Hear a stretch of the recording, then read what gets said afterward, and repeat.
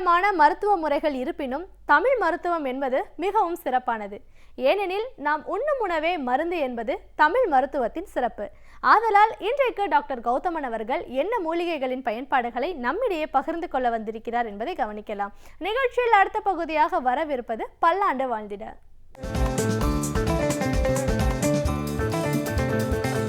அன்பான கலைஞர் தொலைக்காட்சி நேயர்களுக்கு என்னுடைய இனிமையான காலை வணக்கங்கள்.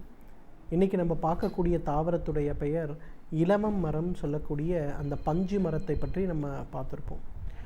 வறண்ட பூமிகளில் பெருமரமாக வளர்ந்திருக்கக்கூடிய இலவன் பஞ்சு மரத்தை தெரியாதவர்களே இருக்க முடியாது. இந்த மரத்துடைய மரப்பட்டை, அதோடைய வேர்பட்டை, இதிலிருந்து கிடைக்கக்கூடிய இலை, இதிலிருந்து கிடைக்கக்கூடிய பூ மற்றும் அந்த விதைகள் மற்றும் பஞ்சு, இது எல்லாமே நம்ம மருந்துக்கு பயன்படுத்துகிறோம். இந்த இலவன் பஞ்சு மரத்திலிருந்து எடுக்கக்கூடிய பிசின் கூட ஒரு மிகச்சிறந்த மருந்து என்றால் மிகையாகாது. இலவன் பஞ்சு மரத்தை பொறுத்தவரையிலும் பார்த்திங்கன்னா அந்த மரப்பட்டைக்கும் அதிலிருந்து கிடைக்கக்கூடிய பிசின்க்கும் உடலிலிருந்து வெளியேறுகின்ற திரவங்களை நிறுத்தக்கூடிய ஒரு சக்தி உண்டு. குறிப்பாக சொல்லணுன்னா, நம்ம வெள்ளைப்படுதல் சம்பந்தப்பட்ட கோளாறுகள் இருந்தாலும் அல்லது மாதவிலக்கு காலங்களில் அதிகப்படியான உதிரப்போக்கு ஏற்படக்கூடிய கோளாறுகள் இருந்தாலும் கூட இந்த இலவன் பஞ்சு மரத்திலிருந்து எடுக்கக்கூடிய அந்த பிசினை சுத்தி செய்து உலர வைத்து எடுக்கக்கூடிய சூரணம், அதை ஒரு 3 கிராம் அளவுக்கு காலை உணவுக்கு முன்பும் ஒரு 3 கிராம் அளவுக்கு இரவு உணவுக்கு முன்பு அப்படிங்கிற மாதிரி தொடர்ந்து சாப்பிட ஆரம்பித்தாலே அந்த அதிகப்படியான வெள்ளைப்படுதல் சம்பந்தப்பட்ட கோளாறுகளும் சரி அல்லது அதிகப்படியாக உதிரப்போக்கு மாதவிலக்குகளில் காலங்களில் ஏற்படுகின்ற கோளாறுகளும் சரி நன்றாக மறைந்து போகிறத நம்ம பார்க்கலாம். அந்த அளவுக்கு சக்தி அளிக்கக்கூடிய ஒரு மூலிகை இந்த இலவன் மரத்திலிருந்து எடுக்கக்கூடிய அந்த பிசின். இலவன் மரத்திலிருந்து எடுக்கக்கூடிய மரப்பட்டை முகப்பருக்களுக்கு ஒரு மிகச்சிறந்த மருந்தென்றால் மிகையாகாது. இன்றைக்கு நிறைய பெண் குழந்தைகள், ஆண் குழந்தைகள்லாம் பார்த்திங்கன்னா அந்த 16 வயதுன்னு சொல்லக்கூடிய அடோலசன்ட் ஏஜ் வரும்போது அவங்க அந்த முகத்தில் ஏற்படுகின்ற பருகளுக்காக உடலுக்கு பாதிப்பு ஏற்படுத்துகின்ற முகப்பூச்சிகளை போட வேண்டிய ஒரு சூழல் இன்றைக்கு இருக்குது. அந்த மாதிரியெல்லாம் இல்லாமல் இந்த இலவன் பஞ்சு மரத்திலிருந்து எடுக்கக்கூடிய அந்த முட்களுடன் கூடியிருக்கக்கூடிய மரப்பட்டையை எடுத்து நன்றாக அரைத்து சலித்து எடுக்கக்கூடிய அந்த ஒரு சூரணத்தை சிறிதளவு சுத்தமான தேன் கலந்து முகத்தில் எங்கெங்கெல்லாம் அந்த பருக்கள் இருக்கின்றனவோ அந்த இடங்கள்லாம் பூசி ஒரு அரை மணி நேரம் வைத்து அதன் பிறகு வெந்நீர் வைத்து முகம் கழுவி விட வேண்டும். இதை ஒரு நாளைக்கு 2 முறை அப்படின்னு சொல்லி ஒரு 2 மாத காலம் தொடர்ந்து செய்தாலே முகத்தில் இருக்கக்கூடிய அந்த முகப்பருக்கள் முழுமையாக மறைந்து போகிறத பார்க்க முடியும். இரண்டாவது, அந்த முகப்பழுக்களால் ஏற்படக்கூடிய தழும்புகள் முழுமையாக மறைவதை பார்க்க முடியும். இன்றைக்கு பார்த்திங்கன்னா இந்தியாவில் மிக அதிகமாக பிரபலமாகி கொண்டு வருகின்ற ஒரு துறை எதுன்னு பார்த்திங்கன்னா காஸ்மெட்டிக் சர்ஜரின்னு சொல்லக்கூடிய முக அழகியல் சம்பந்தப்பட்ட ஒரு அறுவை சிகிச்சை முறை தான். அது ஏற்படும் போதெல்லாம் என்ன பண்ணுறாங்கன்னா இந்த மாதிரி அறுவை சிகிச்சை செய்து விடுகிறார்கள். ஆனால் இந்த இலவன் பஞ்சு மரத்திலிருந்து எடுக்கக்கூடிய அந்த முட்களை நன்றாக அரைத்து அதிலிருந்து கிடைக்கக்கூடிய அந்த ஒரு பிசினை முகப்பருக்களுக்கு மேலே பூசி குளிக்க செய்தாலே முகப்பருக்கள் குறைந்து போகிறது மட்டுமல்லாமல் அதனால் ஏற்படுகின்ற தழும்புகள் முழுமையாக மறைந்து போகிறத நம்ம பார்க்க முடியும். இன்றைக்கு நம்ம எல்லாருக்கும் ஏற்படுகின்ற இன்னொரு முக்கியமான பிரச்சனை என்னன்னு கேட்டிங்கன்னா, உடலில் ஏற்படுகின்ற கடுமையான பலவீனம். இன்றைக்கு வேலைக்கு போய்விட்டு வருகின்ற ஆண் பெண் 30 வயதுக்கு மேற்பட்டிருப்பவர்கள் எந்த துறை சேர்ந்தவர்களாக இருந்தாலும் அவங்கக்கிட்ட போய் காலையில் எழுந்து கொள்ளும்போது உங்களுடைய உடல் சுறுசுறுப்பு எப்படி இருக்குது அப்படின்னு ஒரு கேள்வியை கேட்டிங்கன்னா பெரும்பாலும் அவர்கள் சொல்லக்கூடிய பதில் எனக்கு காலையில் உடல் சுறுசுறுப்பாகவே இல்லை, எனக்கு உடல் கடுமையான வலி இருக்கிறது அப்படின்னு சொல்லுவாங்க. இது எதை குறிக்கிறதுன்னு அப்படின்னு பார்த்தீங்கன்னா, நம்ம உடலில் இருக்கக்கூடிய ஆன்டி ஆக்சிடென்ட் சம்பந்தப்பட்ட காரணிகள் குறைந்து உடலுக்கு பாதிப்பை ஏற்படுத்தக்கூடிய ஃப்ரீ ரேடிக்கல் சம்பந்தப்பட்ட காரணிகள் மிக அதிகமாக இருக்கிறது அப்படின்னு அர்த்தம். இந்த பிரச்சனையை குறைப்பதற்கு பார்த்திங்கன்னா இலவன் பஞ்சு மரத்திலிருந்து எடுக்கக்கூடிய மரப்பட்டைக்கு அந்த சக்தி உண்டு. பொதுவாக இந்த மாதிரி இருக்கக்கூடிய நோயாளிகளுக்கு நம்ம பாரம்பரிய மருத்துவத்தில் உடல் தேற்றி அப்படின்னு சொல்லக்கூடிய ஒரு கான்செப்டில் மருந்துகள் கொடுப்பாங்க. குறிப்பாக என்ன பண்ணுவாங்கன்னு பார்த்தீங்கன்னா, ஒரு 100 மில்லி அளவுக்கு பால் எடுத்து ஒரு 200 மில்லி அளவுக்கு தண்ணீர் சேர்த்து அதில் இந்த இலவன் பஞ்சு மரத்திலிருந்து எடுக்கக்கூடிய மரப்பட்டையை ஒரு 10 கிராம் அளவுக்கு இட்டு நன்றாக கொதிக்க வைத்து பால் அளவிற்கு அதை சுண்ட வைத்து வடிகட்டி எடுக்கக்கூடிய அந்த மருந்தூட்டப்பட்ட பாலை காலை ஒரு வேளை உணவுக்கு முன்பு, இரவு ஒரு வேளை உணவுக்கு முன்பு ஒரு மூலிகை தேநீராக அருந்தும்போது பார்த்திங்கன்னா எவ்வளவு நாள்பட்ட அந்த உடல் அசதி சம்பந்தப்பட்ட காரணியாக இருந்தாலும் அவை மறைந்து போகிறத பார்க்கலாம். 60 வயதுக்கு மேற்பட்ட ஆண்களுக்கு பெரும்பாலும் ஏற்படக்கூடிய தொந்தரவு என்னன்னு பார்த்தீங்கன்னா, இந்த ப்ராஸ்டேட் என்லார்ஜ்மெண்ட் அப்படின்னு சொல்லுகின்ற ஒரு தொந்தரவு. இந்த ப்ராஸ்டேட் என்லார்ஜ்மெண்ட் ஏற்படும் போது பார்த்திங்கன்னா, பெரும்பாலான நேரங்களில் இரவில் 2 மணி நேரம் அல்லது 1 மணி நேரத்திற்கு ஒரு முறை சிறுநீர் கழிக்க வேண்டிய ஒரு சூழல் ஏற்படும். அந்த சிறுநீர் கழிக்கின்ற நேரத்தில் கூட சிறுநீர் வேகமாக வெளியேறாமல் மிக மெதுவாக வெளியேறுகின்ற ஒரு சூழலை நம்ம பார்ப்போம். சிறுநீர் கழித்து விட்டு திரும்பி வந்த உடனேயே அடுத்த 5 நிமிடத்திலேயே மீண்டும் சிறுநீர் கழிக்க வேண்டும் அப்படிங்கிற ஒரு தொந்தரவு ஏற்படும். இந்த மாதிரி பிரச்சனை ஏற்படுவதற்கு காரணம் இந்த உடலில் இருக்கக்கூடிய ப்ராஸ்டேட் அப்படின்னு சொல்லக்கூடிய ஒரு கிளாண்டுடைய என்லார்ஜ்மெண்ட். சில நேரங்களில் அந்த ப்ராஸ்டேட்டுடைய அளவு அதிகரிக்கும் போது பார்த்திங்கன்னா, அது நம்ம உடலில் நேரிடையாகவே பார்த்திங்கன்னா மலச்சிக்கலை உண்டாக்குகிறது. வயதானவர்கள் நிறைய பேர் மலச்சிக்கல்னு சொல்லும்போது அவர்களுக்கு மலச்சிக்கல் சுபாவிகமாக வருகின்ற மலச்சிக்கலாக இருக்காது. பெரும்பாலான நேரங்களில் இந்த ப்ராஸ்டேட் என்லார்ஜ்மெண்ட்னால் வரக்கூடிய மலச்சிக்கலாக இருக்கும். அவர்களுக்கு கூட பார்த்திங்கன்னா இலவன் பிஞ்சு மரத்திலிருந்து எடுக்கக்கூடிய அந்த தேநீர் ஒரு மிகச்சிறந்த மருந்து. ஒரு 100 மில்லி பால், நான் ஏற்கனவே சொன்ன மாதிரி 200 மில்லி தண்ணீர், இலவன் பஞ்சிலிருந்து எடுக்கக்கூடிய அந்த ஒரு சூரணத்துடைய அளவு 2 தேக்கரண்டி, கொதிக்க வைத்து அதை 100 மில்லியாக குறைத்து வடிகட்டி எடுக்கக்கூடிய அந்த ஒரு பால் காலை ஒரு முறை உணவுக்கு முன்பு, இரவு ஒரு முறை உணவுக்கு முன்பு அப்படிங்கிற மாதிரி சாப்பிடும்போது இயற்கையான முறையிலேயே அந்த ப்ராஸ்டேட் என்லார்ஜ்மெண்ட் குறைவதை நம்ம பார்க்க முடியும். அவர்களுக்கு அடிக்கடி சிறுநீர் கழிக்க வேண்டிய தொந்தரவுகள்லாம் மறைந்து போகிறத நம்ம பார்க்க முடியும்.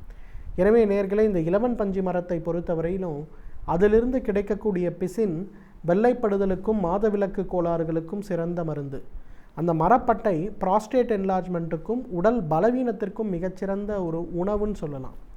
தகுந்த மருத்துவ ஆலோசனையின் பேரில் இலவன் பஞ்சை மரத்திலிருந்து கிடைக்கக்கூடிய மூலிகைகளை சரியான ஆலோசனையோடு நாம் பயன்படுத்தும் போது நம்மாலும் பல்லாண்டு காலம் ஆரோக்கியமாக வாழ்ந்திட முடியும்.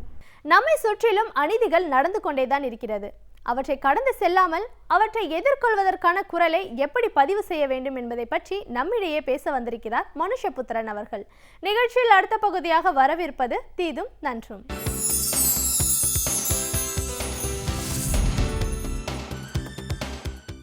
வணக்கம் நண்பர்களே, இன்னும் ஒரு இனிய காலை பொழுதில் தீதும் நன்றும் நிகழ்ச்சியில் உங்களை சந்திப்பதில் மிக்க மகிழ்ச்சி அடைகிறேன்.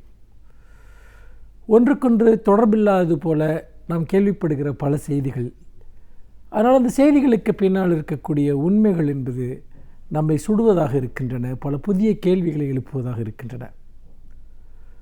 அப்படிப்பட்ட ஒரு 2-3 செய்திகள், அவை சுட்டக்கூடிய செய்திகள் என்பது என்ன, அது காட்டக்கூடிய உண்மைகள் என்ன என்பதை நாம் பார்க்க வேண்டியிருக்கிறது. சில வாரங்களுக்கு முன்பு ஒரு இளைஞர் ஒருவர் தேசிய கொடியை எரித்ததாக ஒரு புகைப்படம் வெளியானது. அந்த இளைஞர் தான் தேசிய கொடியை எரிப்பதை தானே முகநூலில் பதிவிட்டிருந்தார். பிறகு அவர் காவல்துறையினரால் கைது செய்யப்படுகிறார். கைது செய்யப்பட்ட அந்த இளைஞர் நியாயமாக தேசிய கொடிகளை அவமதிப்பது சட்டப்படி குற்றம் என்கிற சட்டப்பிரிவின் கீழ் அவர் வழக்கு பதிவு செய்யப்பட்டு நீதிமன்றத்தில் நிறுத்தப்பட்டு அந்த குற்றம் நிரூபணமானால் அதற்குரிய தண்டனையை அவர் பெறுவதில் எந்தவிதமான ஆட்சேபனையும் இல்லை. சட்டபூர்வமான விஷயங்கள் சட்டபூர்வமாக தீர்க்கப்பட வேண்டும் என்பதுதான் ஒரு ஜனநாயக அமைப்பினுடைய அடிப்படையான ஒரு விஷயம். ஆனால் மாறாக அந்த இளைஞர் கைது செய்யப்பட்டு காவல்துறையினரால் அவருடைய கைகள் உடைக்கப்படுகின்றன. அந்த காட்சிகள் பத்திரிகையில் வெளிவந்தன. தேசிய கொடியை எரிப்பதற்கு கையை உடைக்க வேண்டும் என்று இந்திய சட்டம் எங்காவது இருக்கிறதா? அப்படி செய்வதற்கான அதிகாரம் காவல்துறைக்கோ அல்லது வேறு யாருக்குமோ இருக்கிறதா? அப்படி என்றால் எந்த அடிப்படையில் அந்த இளைஞருடைய கைகள் உடைக்கப்பட்டன? இதை பற்றி நாம் எப்படி கேள்வி எழுப்பாமல் இருக்க முடியும்? தேசிய கொடியை எரிப்பது குற்றம் என்றால் சட்டவிரோதமாக ஒருவருடைய கையை உடைப்பதும் குற்றம் தானே, ரெண்டும் சம அளவிலான குற்றம். அந்த குற்றத்தை செய்த காவல்துறையினர் ஏன் கைது செய்யப்படவில்லை? இது ஒரு முக்கியமான ஒரு கேள்வி. இன்னொரு கேள்வி, ஒரு சமீபத்தில் உடுமலைப்பேட்டையில் நடந்த அந்த சாதி ஆணவ கொலை, அந்த கொலையில் ஈடுபட்டதாக 5 பேரை காவல்துறையினர் கைது செய்திருக்கிறார்கள். அப்படி கைது செய்யப்பட்டவர்கள் அவர்கள் உள்ளாடைகளுடன் நிறுத்தப்பட்டு புகைப்படம் எடுக்கப்பட்டு பத்திரிகைகளுக்கு கொடுக்கப்படுகிறது. இதை விசாரணை நீதிபதி கடுமையாக கண்டித்திருக்கிறார். உங்களுக்கு யார் அந்த அதிகாரத்தை கொடுத்தது என்று. அத்தகைய புகைப்படங்களை நாம் சர்வசாதாரணமாக பார்க்கலாம். சமீபத்தில் வேறொரு வழக்கில் கைது செய்யப்பட்ட ஒரு குற்றவாளி ஒருவர், ஒரு பிரபலமான குற்றவாளி ஒருவர், அவர் தரையில் அமர்ந்திருப்பது போன்ற ஒரு புகைப்படத்தை காவல்துறையினர் எடுத்து வெளியிட்டார்கள். பொதுவாக கைது செய்யப்படக்கூடிய குற்றவாளிகளை அரை நிர்வாணமாக நிற்க வைத்து புகைப்படங்கள் எடுத்து பத்திரிகைகளுக்கு கொடுக்கிற ஒரு பழக்கம் என்பது இங்கு தொடர்ந்து இருந்து கொண்டிருக்கிறது. இதன் வழியாக அவர்கள் என்ன செய்தியை சொல்ல விரும்புகிறார்கள்? குற்றவாளிகளை நீதிமன்றங்கள் தண்டனை வழங்குவதற்கு முன்பாக இவர்கள் தண்டிக்க விரும்புகிறார்களா, அவமதிக்க விரும்புகிறார்களா, அல்லது இவர்களை பொறுத்த வரைக்கும் ஒரு குற்றவாளி என்பவர் இவர்களாலேயே தண்டிக்கப்படக்கூடிய ஒருவர் என்று நம்புகிறார்களா? அப்படி என்றால் நீதிமன்றங்கள் என்ற ஒன்று எதற்காக இருக்கின்றன? ஒருவர் எத்தகைய குற்றத்தை செய்தவராக வேண்டுமானாலும் இருக்கலாம். நீதியும் நாள் நிறுத்தி அவர் தண்டிக்கப்பட வேண்டும் என்பதுதான் சட்டபூர்வமான நிலைப்பாடு, நியாயமான நிலைப்பாடு. ஆனால் இங்கே என்ன நடந்து கொண்டிருக்கிறது? காவல்துறையினரே நீதிபதிகளாக செயல்படுகிறார்கள், தண்டனை நிறைவேற்றுபவர்களாக செயல்படுகிறார்கள். இன்னும் சொல்லப்போனால் மனிதர்களுடைய உடல் உறுப்புகளை சிதைப்பதன் வழியாகவும், அவர்களுடைய மனதை சிதைப்பதன் வழியாகவும், அவர்களுடைய கௌரவத்தை சிதைப்பதன் வழியாகவும் நீதிமன்றங்கள் அவர்கள் விசாரித்து தண்டனை வழங்குவதற்கு முன்பு இவர்கள் தண்டனை வழங்கிவிடுகிறார்கள். காவல்துறையோடு தொடர்புடைய பல நண்பர்கள் ஒரு விஷயத்தை சொல்கிறார்கள். தமிழக காவல்துறை ஒரு உத்தியை பயன்படுத்துகிறது என்று. அதாவது குற்றம் சாட்டப்பட்டவர்கள் மேல் ஆப்ரேஷன் டி என்கிற ஒரு யுக்தியை பயன்படுத்துகிறார்கள் என்று இந்த நண்பர்கள் கூறுகிறார்கள். அது என்ன ஆப்ரேஷன் டி என்றால்? Operation disabled. அதாவது ஒருவரை, குற்றம் சாட்டப்பட்ட ஒருவரை அவர்கள் பழிவாங்குகிற நோக்கத்துடன் அல்லது அவர்களை சிதைக்கிற நோக்கத்துடன் அவர்களுடைய கைகால்களை உடைத்து அவர்களை நிரந்தரமாக ஊனப்படுத்தி விடுவது.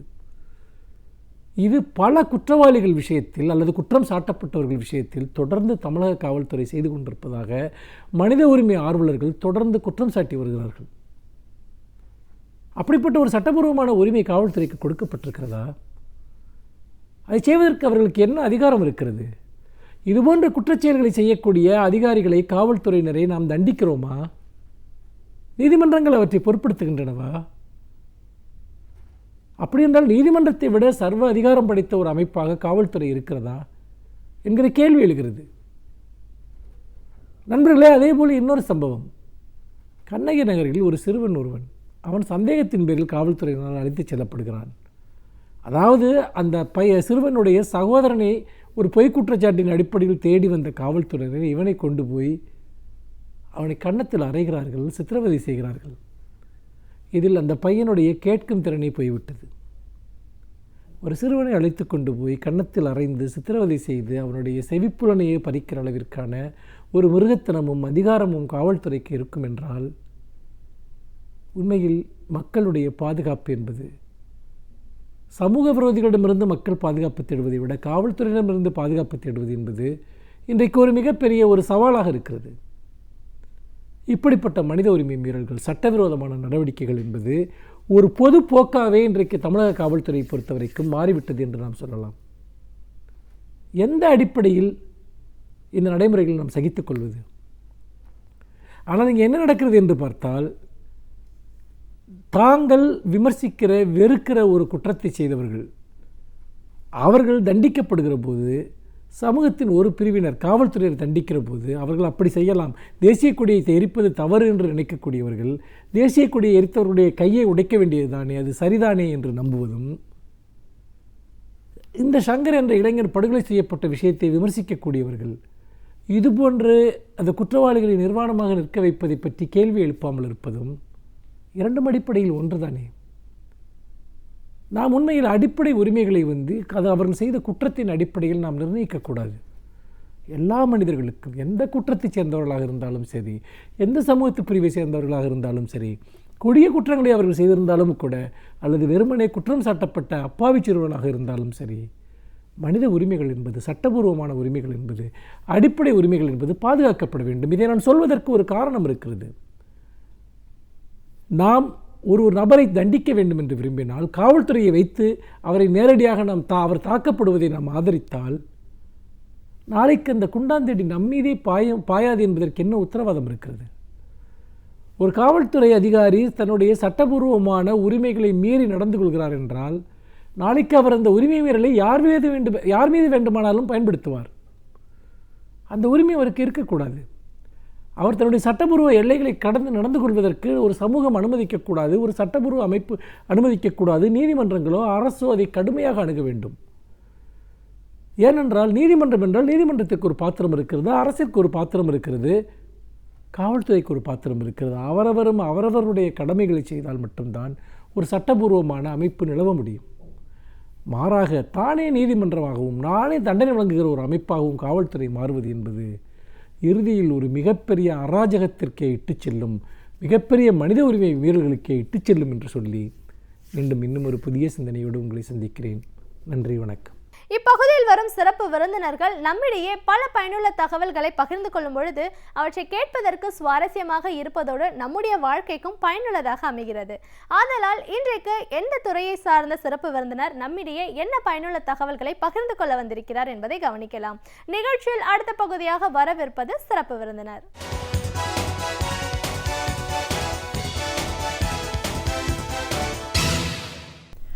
வணக்கம் நேயர்களே, விடியலை வா நிகழ்ச்சியின் சிறப்பு விருந்தினருக்கான நேரம் இது. இன்றைய சிறப்பு விருந்தினர் மூட்டு மாற்று அறுவை சிகிச்சை நிபுணர் டாக்டர் சலீம். மூட்டு மாற்று அறுவை சிகிச்சை அப்படின்னு சொல்லும்போது எலும்பு சார்ந்த பிரச்சனைகள் இன்னைக்கு வயதானவர்களை எந்த அளவுக்கு தாக்கியிருக்கு, ஒரு வயதுக்கு அப்புறமா எந்த மாதிரியான ஒரு நடைமுறைகளை நம்ம கடைபிடிக்கணும், அதையெல்லாம் தாண்டி எலும்பு சார்ந்த பிரச்சனைகள் என்ன, அதற்கான சிகிச்சைகள் என்ன, இப்படி பல விஷயங்களை நம்ம டாக்டர் கிட்ட கேட்டு தெரிஞ்சுக்கலாம். வணக்கம் டாக்டர். ஒரு மூட்டு மாற்று அறுவை சிகிச்சை நிபுணராக எங்கள் நிகழ்ச்சிக்கு உங்களை முதல்ல வரவேற்கிறோம் சார். மூட்டு மாற்று அறுவை சிகிச்சை அப்படின்னு வரும்போது இன்றைக்கி பல நிலைகளில் பல பேருக்கு பல பிரச்சனைகள் இருக்கலாம். ஆனாலும் இந்த அரை மணி நேரம் வந்து நம்ம முழுக்க வயதானவர்களை மையமாக வச்சு பல தகவல்களை நம்ம சொல்கிறது நல்லதுன்னு நினைக்கிறேன். ஏன்னா ஒரு வயசுக்கு அப்புறமா அவங்க எப்படி அவங்களோட நடைமுறை வாழ்க்கை எப்படி இருக்கணும், அதையெல்லாம் மீறியும் பாதிப்புகள் எப்படின்னு ஏற்படும் போது அறுவை சிகிச்சை எங்கே வருது, அறுவை சிகிச்சைக்கு அப்புறமா என்ன பண்ணணும், இப்படி எலும்பு சார்ந்த பிரச்சனைகளே எந்த வயசுலேருந்து அந்த வயதானவர்கள்ன்ற ஒரு லிஸ்ட். ஏன்னா ஒரு காலகட்டத்தில் 60-70 வயதுகளில் வரும்போது தான் வயதானவர்கள், அவர்களுக்கான நோய்கள் நம்ம பார்க்குறது இன்னைக்கு 40 வயதுலேயே நம்ம பார்க்குறோம்.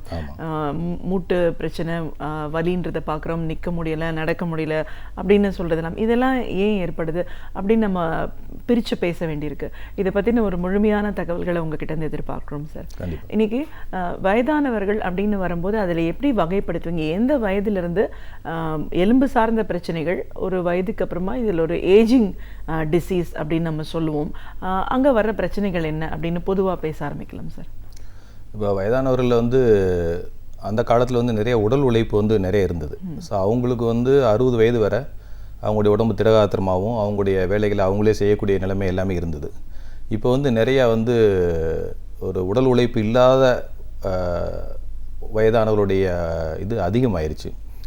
நிறையா பார்த்திங்கன்னா இந்த மாதிரி கம்ப்யூட்டர் வேலை பார்க்குறது, உட்காந்து சேரில் உட்காந்து வேலை பார்க்குறது, ஒயிட் காலர் ஜாப். இந்த ஒயிட் காலர் ஜாப்புங்கிற பிரச்சனைனால தான் இப்போ வந்து 40 வயசுலேயே நிறைய பேருக்கு வந்து அந்த மூட்டு சம்மந்தமான பிரச்சனைகள் அதெல்லாம் வருது. ஏன்னா உடல் உழைப்பு இருக்கிற வரைக்கும் அவங்களுடைய மூட்டு வந்து அசைச்சிக்கிட்டே இருப்பாங்க, அவங்களுடைய எலும்புடைய திடகாத்தம் வந்து அதை தொடர்ந்து மெயின்டைன் ஆகிட்டே இருக்கும்.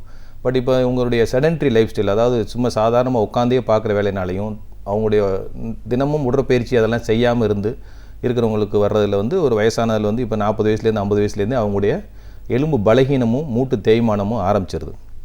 இது போக 40 வயசு to 60 வயசில் பார்த்திங்கன்னா நிறையா அவங்களுக்கு வந்து இந்த கீழ்வாதங்கிறது மூட்டில் ரொமட்டாய்டு ப்ராப்ளம் சொல்லுவாங்க. அதில் ஒரு பெரிய 4-5 வகைகள் இருக்குது.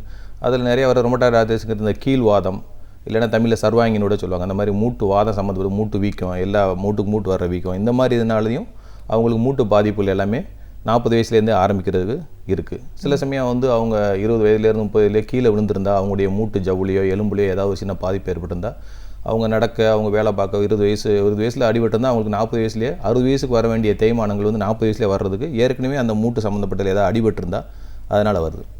ஸோ இந்த இதனால தான் வந்து முதல்ல உள்ள குரூப் எல்லாமே பார்த்திங்கன்னா 60 வயசுக்கு மேலே தான் வயதானவர்கள் அந்த மாதிரி சொல்லி அவங்களுக்கு ஏற்படுற ப்ராப்ளங்கள் எல்லாமே இப்போ 40 வயசுலேருந்து ஆரம்பிச்சிருது இந்த மாதிரி உள்ள பிரச்சனைனால. இப்போ நம்ம முதல்ல இந்த 40லேருந்து 60 வயது, அப்புறமா 60லேருந்து 80ன்னு பிரித்து பேசிக்கலாம் சார். இப்போ நீங்கள் 40 to 60லேயே சொன்னீங்க, இந்த இந்த வாதம் சார்ந்த பிரச்சனைகள், மூட்டு சம்பந்தமா. இப்போ 40 வயது ஆகும்போது ஒருத்தரால் நிற்க முடியல, கால் சப்பளங்கள் போட்டு உட்கார முடியல அப்படின்ற வர பிரச்சனைகளுக்கான காரணம் பேசணும். இப்போ அவங்களுக்கு வந்துருச்சு அப்படின்னா அவங்க மருத்துவரை போய் அணுகிறதுக்கு கூட நம்மளுக்கு ஒரு பிரச்சனை இல்லை அப்படின்னு நினைச்சு தள்ளி போடுறதையும் நம்ம பார்க்குறோம். ஸோ எந்த ஸ்டேஜில் ஒரு டாக்டர் அணுகணும், அது அணுகுனா அவங்களுக்கான டயக்னோசிஸ்ன்றது என்னது சார்? அவங்களுக்கு வந்து பொதுவாக வந்து ரொம்ப அதிகமாக நார்மலாக டே டு டே, அதாவது நார்மலாக அந்தன்றைக்கு செய்யக்கூடிய வேலைகளை செய்யும்போது வலி இல்லாமல் இருந்து ஏதாவது புதிதாகவோ அதிகமாகவோ வேலை பார்க்கும்போது வலி வந்தால் அப்போ வந்து அவங்க வந்து அந்த உடனடியாக டாக்டரை பார்க்கணும்னு அவசியம் கிடையாது. பட் தான் செய்யக்கூடிய அன்றாட வேலைகள், ஒரு பாத்ரூம் போகிறது, கீழே சமணம் போட்டு உட்கார்றது, ஒரு படி ஏறுறது, இதெல்லாம் பண்ண முடியாத ஸ்டேஜ், அந்த ஸ்டேஜில் வந்து இந்த ரொம்ப வலி அதிகமாகுது அப்படின்னா அந்த சமயத்தில் கண்டிப்பாக டாக்டருடைய ஆலோசனை கலந்து மேலும் அது பாதிப்படையாமல் தடுக்கக்கூடியது. இப்போ நிறைய வந்து வருமுன் காப்பவும் தான் மெயினாக. அவங்களுக்கு மூட்டெலாம் நிறைய தெரிஞ்சதுக்கப்புறமோ அந்த வாதங்கள் அதிகமாகி ரொம்ப மூட்டு வைக்க வந்ததுக்கு அப்புறமா போய் வைத்தியம் பார்க்குறத விட ஆரம்ப கட்டத்தில் போனால் அது மேலும் தேயாமல் மேலும் மோசமாகாமல் நம்மளால் தடுக்க முடியும். வைத்தியம் மூலமாகவும், ஃபிசியோதெரப்பி, அந்த மாதிரி எக்ஸசைஸ் மூலமாகவும், அவங்களுடைய லைஃப் ஸ்டைலை மாடிஃபை பண்ணுறது மூலமாகவும் மேலும் அது பாதிப்பாகவும் சீக்கிரமாக அவங்கள வந்து அவங்களுடைய முடக்குவாதம்னு சொல்லுவாங்க இல்லையா, அவங்கள முடக்காமல் இருக்கிறதுக்கு நம்ம வழி வகைகள் நிறைய இருக்குது அதில். அதுக்காகத்தான் அந்த வைத்தியங்கிறது எப்பயாவது ஒரு தான் வழி வருது, அதுவும் தொடர்ச்சியாக இல்லை, அவங்களுடைய டே டு டே ஆக்டிவிட்டிஸை ரொம்ப இது பாதிக்கலை அப்படிங்கிற ஸ்டேஜில் வந்து நம்ம உடனடியாக அதுக்கு பயங்கரமான வைத்தியம் தேவையில்லை. வீட்டில் இருக்கிற நம்ம சாதாரண வெந்நீர் ஊற்றுறோம், ஒரு தைலம் தடவுறோம், எக்ஸசைஸ் பண்ணுறோம், இதில் வந்து அது ரிலீஃப் ஆயிடுது அப்படின்னா நமக்கு மருந்து மாத்திரைகளோ வேறு சிகிச்சைகளோ தேவைப்படாது. அதே நேரத்துக்கு அவங்களுடைய அன்றாட வேலை பாதிக்கும்போது கண்டிப்பாக வந்து அதே போல் உங்களுக்கு தொடர்ச்சியாக வலி வந்தாவே அவங்களுக்கு ஒரு மருத்துவ ஆலோசனை பண்ணுறது வந்து மேலும் பாதிக்காமல் நம்மளால் தடுக்க முடியும். எஸ்பெஷலி இந்த முடக்குவாதங்கிறது காலையில் எந்திரிக்கும் போது பார்த்திங்கன்னா அவங்களுக்கு ரொம்ப கஷ்டமாக இருக்கும். ஏன்னா நைட்டு பூரா படுத்துருக்கும்போது அந்த ஜாயிண்ட் வந்து கொஞ்சம் ஸ்டிஃப் ஆகி காலையில் எழுந்திரிச்சோன்னா அசைஞ்சு ஒரு 10 நிமிஷம் 15 நிமிஷம் எந்திரிச்சு நடந்து போகிற வரைக்கும் ரொம்ப மூட்டெலாம் வந்து டைட்டாக இருக்கும். ஸோ அவங்க படுக்கை விட்டு எந்திரிக்கும் போதே கொஞ்சம் கை காலை மடக்கி நீட்டி எக்ஸசைஸ் மாதிரி பண்ணிவிட்டு அப்புறம் எந்திரிச்சு நடந்தாங்கன்னா அந்த திடீர்னு பிடிக்கிறதோ அதிகமான வலியோ வராது. அவங்களுடைய அது போக அவங்க தினமும் எல்லா மூட்டையும் அசைக்கக்கூடிய எல்லா வித ஃபிசியோதெரப்பி எக்ஸசைஸ் எல்லாமே அவங்க ரெகுலராகவே பண்ண வேண்டியிருக்கும். அப்படி பண்ணால் அவங்களுக்கு வந்து சீக்கிரமாக அந்த மூட்டு வந்து டைட்டாகி அது ரொம்ப டைட்டாக இருந்து அவங்களால அசைக்க முடியாமல் பாருங்க, படி ஏற முடியாது, படி ஏறுறதோ இறங்குறதோ சிரமப்படுவாங்க. நம்முடைய இந்திய அந்த டாய்லெட் மாதிரி கீழே உட்காந்து போகிற இது, அதே மாதிரி சமணம் போட்டு உட்காந்து சாப்பிட்றது, ஒரு கோயிலுக்கு போகிறோம் சமணம் போட்டு உட்காறது, இதெல்லாம் பண்ண முடியாத ஸ்டேஜ் எல்லாம் இருக்கும்போது அந்த ஸ்டேஜ் வர்றதுக்கு முன்னாடியே தடுக்கிறதா நம்ம முக்கியம். அதில் புத்திசாலித்தனம். ஒருவேளை அந்த நிலையை தாண்டி இந்த ஒரு ஸ்டேஜுக்கு வந்துட்டாங்க, அவங்களுக்கு இப்போ ஒரு பிரச்சனை இருக்குது, கீழே உட்கார முடியல, படிக்க ஏற முடியலன்ற ஒரு சூழல் வந்துருச்சுன்னா அவங்களுக்கான ஒரு ட்ரீட்மெண்ட் எப்படின்னு, இதை எந்த அளவுக்கு குணப்படுத்துறதுக்கான வாய்ப்பு இருக்குது? அதுக்கு முதல்ல நம்ம வந்து அந்த முடக்குவாதமா இல்லை வயசினால் ஏற்படுற சாதாரண டீஜெனரேட்டிவ்னு சொல்லி தேய்மானத்தில் சாதாரண தேய்மானம் இல்லைன்னா முடக்குவாதமா இதுன்னு கண்டுபிடிக்கிறக்காக சில பரிசோதனைகள் இருக்குது. அவங்க ரத்தத்தில் வந்து இந்த ரொமட்டாய்டு ஃபேக்டர் அந்த மாதிரி சில இதெல்லாம் இருக்குது. அது போக அவங்களுடைய பிளட் டெஸ்ட்டு ப்ளஸ் எக்ஸ்ரே, அப்புறம் தேவைப்பட்டால் எம்ஆர்ஐ, சிடி ஸ்கேன் இதெல்லாம் எடுத்து பார்க்கும்போது எதனால் அந்த பாதிப்பு இருக்குது, எந்த அளவுக்கு இருக்குது, இந்த ரெண்டையும் நம்ம பார்க்குறது மூலமாக முதல்ல அவங்களுடைய வந்து சிகிச்சைன்னு ஆரம்பிச்சோன்னே எடுத்தனே அவங்களுக்கு ஆப்ரேஷன் அந்த மாதிரிலாம் தேவையில்லை. அவங்கள முதல்ல எஜுகேஷன் சொல்லி அவங்களுடைய நிலையை அவங்கள்ட்ட டிஸ்கஸ் பண்ணுவோம். அவங்களால அவங்களுடைய ஏன்னா ஒவ்வொருத்தங்களும் ஒவ்வொரு வேலை பார்க்குறாங்க, அவங்க பார்க்குற வேலைகள் என்ன, அவங்களுக்கு ஏற்படுற சிரமங்கள் என்ன, ஒருத்தருக்கு நம்ம சொல்கிறது இன்னொருத்தர் கிடையாது. ஸோ அவங்களுடைய கவுன்சிலிங் மூலமாக அவங்களுடைய தேவைகள் என்ன, அவங்களுடைய சிரமங்கள் என்னென்னு அவங்களுக்கு முதல்ல டிஸ்கஸ் பண்ணிவிட்டு அதுக்கப்புறம் அவங்களுக்கு ஆரம்பத்தில் வந்து நிறைய எக்ஸசைஸு, வெளியே எக்ஸ்டர்னல் அப்ளிகேஷன் சொல்லி ஆயில் இல்லை ஜெல்லு இந்த மாதிரி கொடுத்து தடவிட்டு மூட்டை நல்லா மடக்கி நீட்டி உள்ள அந்த பயிற்சிகள்லாம் செய்ய கொடுத்து, அதுபோக ஆரம்ப கட்டத்தில் உடம்பை பாதிக்காத சாதாரண வலி நிவாரணிகள் இதை கொடுக்கணும். அதுபோக இந்த ரொமட்டாய்டு ஆர்த்ரைட்டிஸ்ங்கிற இந்த முடக்குவாதம் வந்து மேலும் மோசமாக இருக்கிறதுக்கு இப்போ நிறையா புதிய வகை மருந்துகள்லாம் நிறையா வந்துருச்சு. இந்த மூட்டில் சேதாரம் ஆரம்பிக்கிறதுக்கு முன்னாடியே நம்ம இதெல்லாம் கொடுக்க ஆரம்பிக்கும்போது அந்த மூட்டில் வர சேதத்தையும் குறைக்கும், வேறு மூட்டுக்கு அது பரவாமையும் தடுக்கும். அந்த மாதிரி மருந்துகள் நிறைய இப்போ இருக்குது இந்த ரொமட்டாய்டுக்கு. சாதாரண அதே மாதிரி இந்த வயசினால் வர தேய்மானத்துக்கும் அவங்களுக்கு முறையான பயிற்சி, அவங்களுடைய மூட்டை எப்படி பாதுகாத்துக்கணும், மேலே ஒரு ஸ்லிப் ஆகாமையோ, அவங்களுக்கு எப்போ அந்த ஏற்கனவே தேய்மானம் இருக்கும் எல்லாம் இருக்கும், ஒரு படியில் உள்ள லேசாக ஸ்லிப் ஆகுங்க, சடக்குன்னு சத்தம் கேட்கும் மூட்டில், அன்னைக்கிலேருந்து ரொம்ப வலி ஆரம்பிக்கும். ஸோ அதை அவாய்ட் பண்ணணும். அவங்க வீட்டில் இருக்கும்போது அவங்களுக்கு வந்து ஒரு படியுடைய அளவு பார்த்திங்கன்னா ஒரு ஒரு ஒரு 3 இன்ச்சு உள்ள சைஸ் படி இருக்குது, 6 இன்ச்சு சைஸ் படி இருக்குது. 3 இன்ச்சு சைஸ் படியில் ஈஸியாக அவங்களால ஏற முடியும். ஸோ நம்ம வீட்டை நம்ம வந்து பொதுவாக இது பண்ணும்போது நம்ம வீட்டில் வயசானவங்க இருந்தால் அதுக்கு தக்கன நம்ம வீட்லேயும் சில மாற்றங்கள் பண்ண வேண்டியிருக்கும். அது பண்ணும்போது அவங்களுடைய நார்மலான தினசரி வாழ்க்கையில் உள்ள சிரமங்கள் குறைக்க முடியும். பார்த்தீங்கன்னா அவங்க வந்து கீழே முடக்கி உட்கார முடியல, முடக்கிருக்கும்போது அவங்க வந்து மேலே டேபிளில் உட்காந்து தான் சாப்பிடணும், கட்டில் தான் படுக்கணும், கீழே படுக்கக்கூடாது. கிச்சனில் அதே மாதிரி கீழே உட்காந்து இப்போ நம்ம பார்த்திங்கன்னா எத்தனையோ வீட்டில் வந்து கீழே உட்காந்து சமைக்க வேண்டிய நிலைமைகள் இருக்குது. நம்முடைய கிராமப்புறத்துலையும் சரி அதுலேயும் கீழே உட்காந்து அந்த மாதிரி இது வந்து கொஞ்சம் மேடை போட்டு நின்றுட்டு சமைக்கிற மாதிரியாக ஒரு சேரில் கொஞ்சம் பண்ணி அவங்கவுங்க வேலைகளை அவங்க நம்ம உட்கார வச்சிடக்கூடாது. நீங்கள் உங்களுக்கு வழி இருக்குது இது இருக்குது நீங்கள் எதுவுமே செய்ய வேணாம் அப்படிங்கிற ஸ்டேஜ் நம்ம கொண்டு போகக்கூடாது. ஏன்னா அவங்க வந்து நடந்த life is movement is life. அவங்க நடந்துக்கிட்டே இருக்கிறது அவங்க வாழ்க்கை. சும்மா உட்காந்துருந்து நீங்கள் மாத்திரம் சாப்பிட்டுட்டுங்கன்னா இது மேலும் மோசமாக தெரியும். அவங்களால சிரமம் இல்லாமல் செய்யக்கூடிய நார்மலான வேலைகள் எல்லாத்தையும் அவங்கள ரெகுலராக பண்ண சொல்லணும். அப்போ தான் அந்த பாடிக்கு தம்பு இருக்கும். மனசளவுலையும் அவங்க நம்ம ஒரு நோயாளி இல்லை, நம்மளாலேயும் ஒரு பிரயோஜனமான வேலை எதுவும் செய்ய முடியுங்கிறது கொண்டு வரணும். நீங்கள் உங்களுக்கு நோய் வந்துருச்சு, இல்லை முடக்கம் வந்துருச்சு, இல்லை மூட்டு வந்துருச்சு, உங்களால் நடக்க முடியலன்னா நீங்கள் அப்படியே உட்காந்துருங்க, மாத்திரை சாப்பிட்டு உட்காந்துருங்க. இது வந்து நல்ல மெத்தட் கிடையாது. அவங்களுடைய எப்பவும் தினசரி இதை அவங்களும் யூஸ்ஃபுல்லாக செய்கிற அளவுக்கு செய்ய சொல்லணும். அவங்களும் என்ன முடியுமோ சிரமம் இல்லாமல் ஒரு செடிக்கு தண்ணி ஊற்ற சொல்லலாம், இல்லை சாதாரண வேலைகள் செய்ய சொல்லலாம். இந்த மாதிரி செஞ்சுக்கிட்டு இருக்கும்போது தான் அவங்க அசைவு கொடுக்க கூட உடம்புல உள்ள தசைகளும் எலும்புகள் வந்து ஸ்ட்ரென்த் ஆகும். அசைவு கொடுக்காம உட்காந்துருந்தா அந்த டிஸ்யூஸ் அட்ரோஃபின்னு சொல்லி கொஞ்சம் கொஞ்சமாக அந்த எலும்புகள் அந்த தசைகள்லாம் கொஞ்சம் கொஞ்சமாக பலகீனமாக ஆரம்பிக்கும், ரத்த ஓட்டம் குறையும். ஸோ இதுதான் அவங்களுக்கு அடுத்து வந்து அவங்க செய்ய வேண்டியது. அவங்க நார்மல் டிஸ்கஸ் பண்ணி அவங்களுடைய சிரமங்கள் என்ன, அவங்கள அதை எப்படி அவங்களுடைய வேலைகளை எப்படி வலி இல்லாமல் செய்யறதுன்னு சொல்லுவோம். அதுக்கடுத்து சாதாரண வலி நிவாரணிகள். இந்த வலி நிவாரணிகள் வந்து எப்பயாவது தான் அவங்களுக்கு வலிக்கிறதும்போது அப்போ கொடுக்கலாம். வலி நிவாரணிகள் கொடுத்தும் அவங்களுடைய நார்மலான எப்பயும் உள்ளதும் ரொம்ப வலி இருக்குது, என்னால் வந்து நார்மலாக என்னுடைய தேவைகளை கூட பூர்த்தி பண்ண முடியலை அப்படிங்கிற ஸ்டேஜில் அவங்களுக்கு அறுவை சிகிச்சை பண்ணலாம். எந்த மூட்டு பாதிச்சிருக்கோ அந்த மூட்டு மாற்று அறுவை சிகிச்சை இருக்குது.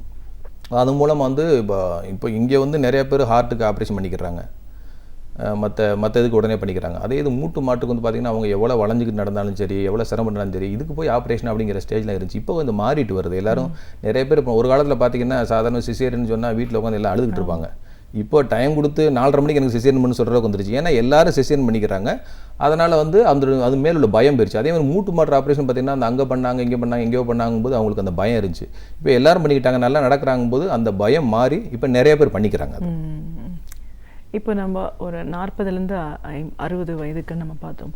60 வயதை கடந்தவரை அதுக்கப்புறம் முழுமையாக நடக்கிறாங்கனாலே அது ஒரு ஆரோக்கியமான விஷயம் தான் நம்ம சொல்லலாம். இந்த நீங்கள் கால் வளைஞ்சிருக்குன்னு சொன்னீங்களே, அப்படிலாம் நம்ம நிறைய பேரை பார்க்குறோம். வயசானாலே இந்த மாதிரியான ஒரு பாதிப்புகள் எலும்பில் ஏற்படும் அப்படின்னாங்க. இது எப்படி சார்? இது உண்மையிலேயே அது எல்லாருக்குமே ஆகக்கூடிய ஒரு விஷயம் தானே? எப்படி? அதாவது தேய்மானங்கிறது வந்து 30 வயசு வரைக்கும் பார்த்திங்கன்னா நம்முடைய டிஷ்யூ வந்து மூட்டு, தசை, எலும்பு, நரம்பு எல்லாமே வளர்ந்துக்கிட்டே வரும். 30 வயசுலேருந்து கொஞ்சம் கொஞ்சமாக தேய ஆரம்பிக்கும். எல்லாமே ஃப்ரம் பிரெயினில் ஹெட் டு டோன்னு சொல்லுவாங்க, தலையிலேருந்து கால் நுனி வரை எல்லாமே தேய ஆரம்பிக்கும் தான்.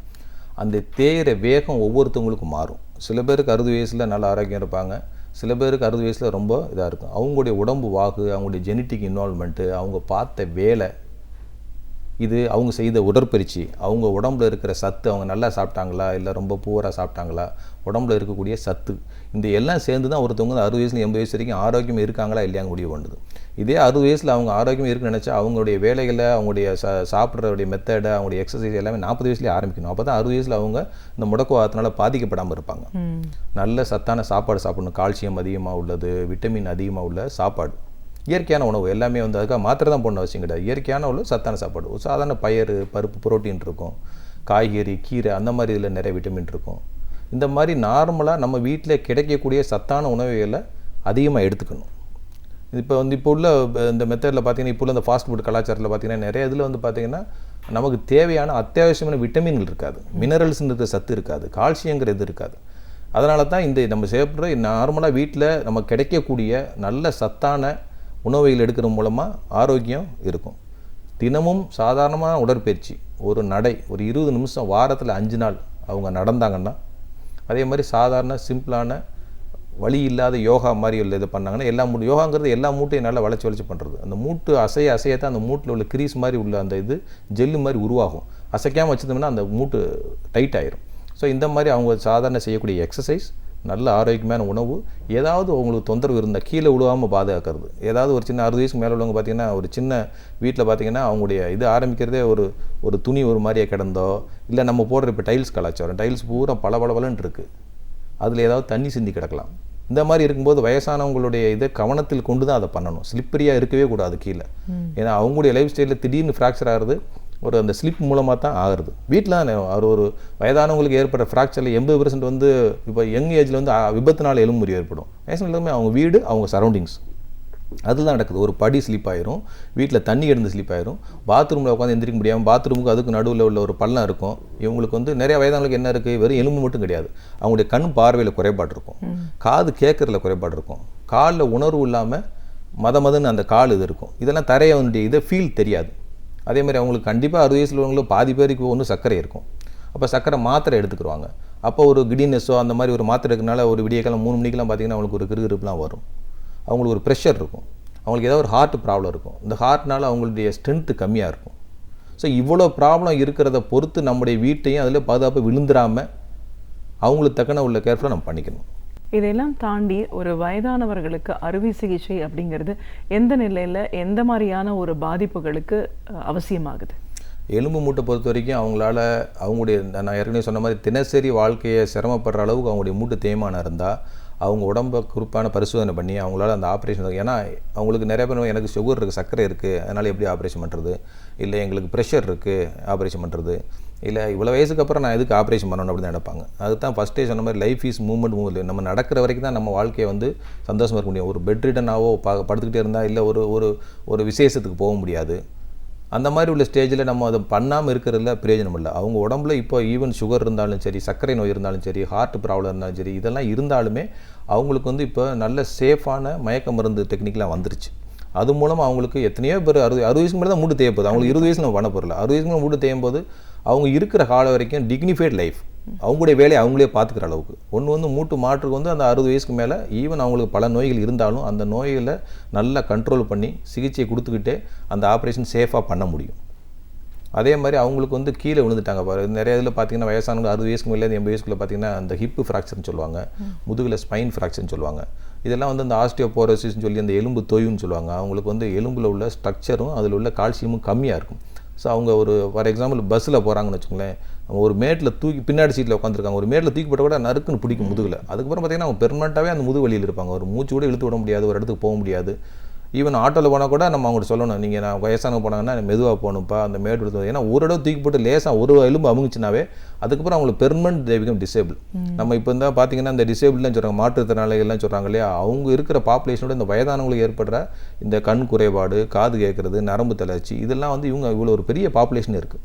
அவங்களுக்கு தக்கன நம்முடைய வீட்டையும் சரி நம்முடைய சரௌண்டிங் சரி, நம்ம ஒரு இடத்துக்கு போகிறோம்னா அவங்களுக்கு அந்த ரேம்ப் வேணுங்கிறது, இந்த மாதிரி எல்லாத்தையுமே அவங்களால படி ஏறி போகணும்னு சொல்ல முடியாது. ரேம்ப்பு பக்கத்தில் அவங்களுக்கு உட்கார்றதுக்கு கைப்பிடி வேணும், அதை பிடிச்சி நடக்கிற ஏறுற கைப்பிடி வேணும். எல்லா மண்டபத்திலும் பார்த்தீங்கன்னா நிறைய பார்த்தீங்கன்னா வெறும் படி இங்கேருந்து ஏறி ஃபஸ்ட் ஃப்ளோரில் கல்யாணம் நடக்கும், வயசானவங்களை எப்படி கொண்டு வரும். ஸோ எல்லாத்தையும் கவனம் வச்சு அவங்களுடைய சரௌண்டிங்ஸை அவங்க இந்த மூட்டு மாற்று ஆப்ரேஷன் கேட்குறது பார்த்தீங்கன்னா அவங்களுக்கு ஈவன் ஏற்கனவே அவங்களுக்கு இது இருந்தாலுமே பல நோய்கள், சர்க்கரை நோயோ இருதய நோய் எந்த நோய் இருந்தாலுமே அவங்களுக்கு நம்ம பாதுகாப்பாக அறுவை சிகிச்சை செய்து அவங்களை திரும்பவும் நடக்க வைக்க முடியும். 99% கூட சொல்கிறாங்க, இப்போ 100க்கு 99% சக்ஸஸ் ரேட்டு அது மூலமாக பண்ண முடியும். இப்போ ஒருத்தருக்கு அறுவை சிகிச்சை அப்படின்னு வரும்போது இயல்பான வாழ்க்கையை செய்ய முடியாத நிலையில் போகிறவங்களுக்கு தான் இந்த அறுவை சிகிச்சை நம்ம செய்கிறோம்னு சொல்கிறோம். குறைவான வழி, லேசான வழிக்கு தேவைப்படாது. இப்போ அறுவை சிகிச்சைக்கு அப்புறம் சார், இப்போ பல பிரச்சனைகள் இருக்கும், வயது முதிர்ச்சியினாலையும் கூட அவங்களால அதை தாங்க முடியுமா என்னென்னு சொல்ல முடியாதுன்னு சொல்கிறத பார்க்குறோம். அதெல்லாம் தாண்டி ஒருத்தருக்கு ஒரு சர்ஜரி நடந்ததுக்கு அப்புறமா அவங்க இயல்பு நிலை திரும்புறதுக்கு இடைப்பட்ட அந்த காலகட்டத்தில் அவங்கள எப்படி பார்க்கணும் சார்? அந்த சமயத்தில் நான் நார்மலாக இப்போ ஒரு மூட்டு மாட்டு அறுவை சிகிச்சை செய்கிறோம்னா அறுவை சிகிச்சைக்கு முன்னாடியே அவங்க செய்ய வேண்டிய பயிற்சிகள், வீட்டில் போனோன்னே செய்யக்கூடிய மாற்றங்கள். ஃபார் எக்ஸாம்பிள் அவங்க பார்த்தீங்கன்னா மேலே சேர்லாம் உட்காரணும், கட்டலாம் எடுக்கணும். வீட்டில் வந்து அவங்களுக்கு தக்கன ஒரு வசதி வாய்ப்பு இருக்கான்னு சொல்ல முடியாது. இப்போ அறுவை சிகிச்சை செஞ்சுட்டோம்னா அவங்களுடைய முன்னாடியே அவங்களுடைய கவுன்சிலிங் சொல்கிற அவங்களுடைய இதை ஆரம்பிச்சிருவோம். அதுக்கு ஒவ்வொரு டீம் மாதிரி இருப்பாங்க. அவங்களுடைய வீடே வந்து என்ன சுச்சுவேஷனில் இருக்குது, அப்போ ஆப்ரேஷன் முன்னாடி எப்படி இருக்கணும், ஆப்ரேஷன் பின்னாடி எப்படி, அதில் வீட்டில் சின்ன சின்ன மாற்றங்கள். இப்போ இந்தியன் டைப் டாய்லெட் தான் இருக்குன்னா அவங்களுக்கு வெஸ்டர்ன் டைப் டாய்லெட் கண்டிப்பாக வேணும். ஏன்னா நம்ம வந்து ஒன்லி சிட்டியில் இருக்கவங்க மட்டும் ஆப்ரேஷன் பண்ணுற போல, வில்லேஜில் கிராமத்தில் இருக்கவங்க கூட நம்ம ஆப்ரேஷன் பண்ணுறோம். ஸோ அவங்க வீட்டில் அவங்களுக்கு படுக்கிறதுக்கு கட்டில் இருக்கா, மோஷன் போகிறதுக்கு வெளியே போகிறதுக்கு அவங்க உட்காந்து போகிற வெஸ்டர்ன் டைப் டாய்லெட் வேணும். ஏன்னா அவங்க வந்து கீழே குத்த வச்சு உட்காந்து போகிறதுலாம் கஷ்டம். ஈவன் வெஸ்டர்ன் டைப் டாய்லெட்டில் உட்காந்து போனால் கூட அவங்க பிடிக்கிறதுக்கு சைடில் ஒரு சைடு பார்னு சொல்லுவாங்க, அந்த பார் வைக்கணும்.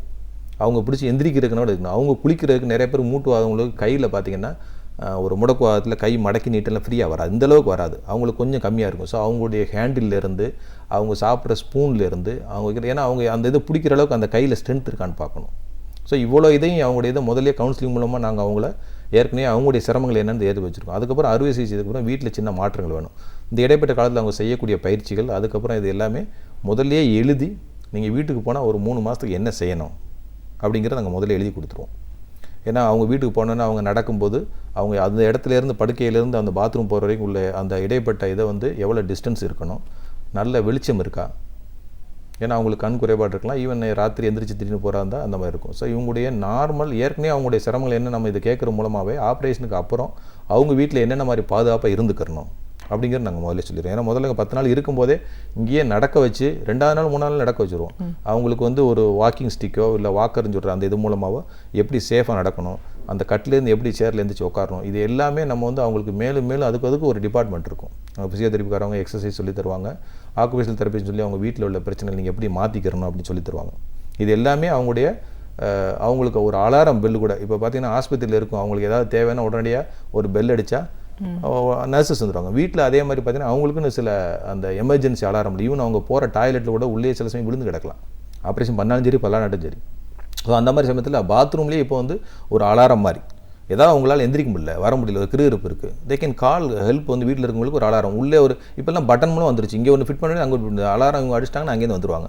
வயசானவங்க நிறைய பேர் பாத்ரூம் போகும்போது உள்ளே அவங்க லாக் பண்ணக்கூடாது, ஏன்னா உள்ளே லாக் பண்ணிவிட்டு அவங்களுக்கு உள்ளே ஏதாவது ஆச்சுன்னா திரும்ப ஸோ அவங்க சாத்தி வச்சுட்டு சேஃபாக இருக்கலாமே தவிர உள்ளே லாக் பண்ணக்கூடாது. அப்போ அவங்க போகிற அந்த பாதையும் அந்த பாத்ரூமும் எல்லாமே ஸ்லிப்பரியாக இருக்கக்கூடாது, நல்ல லைட்டு அவங்களுடைய வெளிச்சம் இருக்கணும் அதில். இதை வந்து நம்ம ஆப்ரேஷன் பண்ணும்போதே அவங்களுடைய எல்லா இதையுமே நாங்கள் தெளிவாக கேட்டுருவோம், அவங்களுக்கும் குறிப்பிட்ட ஆலோசனைகளை எழுதியே கொடுத்துருவோம். ஓகே, இப்போது இந்த 60லேருந்து 80ன்னு நம்ம சொல்லும்போது பொதுவாக ஒருத்தருக்கு எலும்பு சார்ந்த பிரச்சனைகள் வரும்னா எந்த மாதிரியான ஒரு பாதிப்புகள் அதிகமாக வருது சார்? அவங்களுடைய இது பார்த்திங்கன்னா முதல்ல முக்கியமானது வந்து வயசானவர்களுக்கு வந்து முதல் காரணம் வந்து தேய்மானம். அந்த தேய்மானங்கிறது நான் ஏற்கனவே சொன்ன மாதிரி எல்லாருக்குமே தேய்மானம் வரத்தான் செய்யும். யாருக்கு அதிகமாகுது அப்படிங்கிறது அவங்களுடைய உடம்பு வாக பொறுத்தது. 2வது அதிகமாக வருது ஏற்கனவே அவங்களுக்கு இந்த ரொமட்டாய்டு மாதிரி அந்த மாதிரி கீழ்வாதம் வந்துருந்தா வருது. அப்புறம் மெயினாக வந்து விழுகிறதுனால வர்றது. ஒரு தேய்மானம் இருக்குது, தேய்மானத்தினால வழி வர போகிறதில்ல, எங்கேயா லேசாக ஸ்லிப் ஆகிட்டா, நான் இந்த மாதிரி பஸ்ஸில் போகும்போது ஒரு தூக்கி போட்டு லேசாக வந்த மாதிரி ஃப்ராக்சர் ஆகிட்டா, ஏன்னா ஆஸ்டியோபோரோசிஸ்ங்கிற எலும்பு பலகீனம் அவங்களுக்கு ரொம்ப இருக்கும். ஸோ இந்த இது மூலமாக அவங்களுக்கு வந்து எனக்கு ஏற்கனவே சொல்கிற மூலமாக ஒரு சின்ன ஒரு இதாச்சுன்னா அந்த மூலம் பலகீனத்தினால் வருது. தேய்மானம் ஒன்று, விபத்தினால் ஏற்படுற முதுகு எலும்பு பாதிப்புகள். 3வது பார்த்திங்கன்னா நிறைய பேருக்கு வந்து 60 வயசுக்கு மேலே உங்களுக்கு நிறைய பேர் கேன்சர்னால் வர பிரச்சனைகள். அவங்களுக்கு உடம்புல வேறு இடத்துல வர்ற நுரையீரல்லையோ கிட்னிலையோ வயிற்றுலையோ லங்ஸ்லேயோ இருக்கிற அந்த கேன்சருங்கிற இது வந்து வெளியே பரவும். அது முக்கியமாக பாதிக்கூடுது முதுகு எலும்பையும் இடுப்பு எலும்பையும் தான் பாதிக்கும். ஸோ அதனால் வர்ற வலிகள், அந்த வலி வந்து பார்த்திங்கன்னா இப்போ மற்ற நார்மல் வலிக்கும் இந்த தேய்மானத்தில் வர வலிக்கும் அதுக்குள்ள வித்தியாசம் என்னென்னு பார்த்திங்கன்னா, தேய்மானத்தினால் வர வலி வந்து நடந்து ஏதாவது எக்ஸ்ட்ரா வேலை பண்ணால் தான் வலிக்கும். இந்த கேன்சர் மாதிரி வலி சும்மா படுத்திருக்கும் போதே வலிக்கும், ரெஸ்ட் பெயின்னு சொல்லுவாங்க. ஸோ இதுதான் 2 டிஃப்ரென்ஸு. ஸோ எதனால் வருங்கிற 3 பாதிப்பில் வந்து பலகீனத்தினால் வர்றது, தேய்மானத்தினால் வர்றது, அதுக்கப்புறம் கீழே விழுகிறதுனால வர்றது, அப்புறம் கேன்சர் இந்த மாதிரி உடம்புல வேறது பரவுனால வர்றது. இதுதான் 60-80 அதிகமான எலும்பு மூட்டு பாதிப்பு கொண்டு வரும். ஸோ இதுக்கான சிகிச்சை இப்போ ஆஸ்டியோபோரோசிஸ்க்கெல்லாம் முழுமையான ஒரு மருத்துவம் அப்படிங்கிறது இன்றைக்கி இருக்கா சார்? இருக்குது. ஏன்னா இப்போ வந்து பார்த்திங்கன்னா ஆஸ்டியோபோரோசிஸில் 2 எலும்பு தொய்வு நோயும்பாங்க. அவங்களுக்கு அந்த எலும்புடைய ஸ்ட்ரக்சர்னு சொல்கிற அந்த ஸ்ட்ரென்த்தும் குறைஞ்சிருக்கும், அதில் இருக்கிற கால்சியமும் குறைஞ்சிருக்கும். ஸோ கால்சியத்துக்கு வந்து இப்போ புதிய வகை நிறைய பேர் ஸ்டோன் இருக்குது எனக்கு, அதனால் நான் கால்சியம் சாப்பிடலாமா அப்படின்னு கேட்பாங்க. ஆனால் அந்த ஸ்டோனு வராத கால்சியங்கள் வேறு மாதிரி கால்சியங்கள் நிறையா வந்து ஈவன் மூக்கில் உறிஞ்சிற மாதிரி வந்துருச்சு. வருஷத்துக்கு ஒரு தடவை போடுற இன்ஜெக்ஷன் மாதிரி வந்துருச்சு. நம்ம மாதமாக டெய்லி கால்சியம் போடணும்னு அவசியம் கிடையாது. வருஷத்துக்கு ஒரு தடவை போடுற ஒரு இன்ஜெக்ஷன் மூலமாக ஒரு வருஷத்துக்குரிய அந்த எலும்பு வந்து பலகீனம் ஆகாமல் தடுக்கக்கூடிய மருந்துகள்லாம் வந்துருச்சு. வருஷத்துக்கு ஒரு தடவை போட்டால் போதும். அதே மாதிரி அவங்க ஒரு வருஷம் போடணும். 3 மாதத்துக்கு ஒருக்க போடுற இன்ஜெக்ஷன்லாம் வந்துருச்சு, வாரம் ஒரு தடவை போடுறதுக்கு, டெய்லி போடுறதுக்கு. இதெல்லாம் புதுசாக வந்து பார்த்தீங்கன்னா மூக்கில் உறிஞ்சுறது வந்திருக்கு. ஸோ இந்த இது மூலமாக எலும்பு பலகீனத்தை ஆஸ்டியோபோரோசிஸ்ங்கிறது அது வந்து மருந்து. 2வது அவங்க வந்து அவங்களால வயசாகிடுச்சு நம்ம என்னத்தை எக்ஸசைஸ் பண்ணி நினைப்பாங்க. சும்மா வீட்டில் என்ன செய்ய முடியுமோ செய்யணும். கை காலை மேலே தூக்கணும், இறக்கணும், கை காலை ஆட்டணும், படுத்துக்கிட்டே சைக்கிள் ஓட்டுற மாதிரி கை கால் ஓடணும். எவ்வளோக்கு எவ்வளோ அசைக்கிறோமோ அவ்வளோக்குள்ள எலும்பு ஸ்ட்ரென்த் ஆகும். ஸோ ஒன்று வந்து பயிற்சி, 2வது மருந்து, 3வது அவங்க நல்ல உணவு எடுத்துக்கணும். அதுவும் நான் ஏற்கனவே சொன்ன மாதிரி அவங்களுக்கு தேவைப்படுற நல்ல கால்சியம், பால் நிறையா சாப்பிட்ணும், சூரிய ஒளியில் வந்து மினிமம் ஒரு நாளைக்கு 20 நிமிஷமாவது வெளியே வரணும், நல்ல காய்கறிகள் எடுத்துக்கணும், மினரல்ஸ் ஏற்படுற பழங்கள் எடுத்துக்கணும், உணவுகளில் பயறு பருப்பு இந்த மாதிரி ப்ரோட்டீன் எடுத்துக்கணும். இதெல்லாம் எடுக்கணும்னா அவங்களுடைய ஏற்கனவே வயசானவங்க பார்த்தீங்கன்னா நிறைய பேர் பாதி தான் சாப்பிடுவாங்க. அவங்க எனக்கு விருப்பம் இல்லை எனக்கு சாப்பிடுங்க, என்ன சாப்பிட்றாங்களோ அது அவங்களுக்கு பிடித்தமானதாகவும் சத்தானதாகவும் கொடுக்கணும்.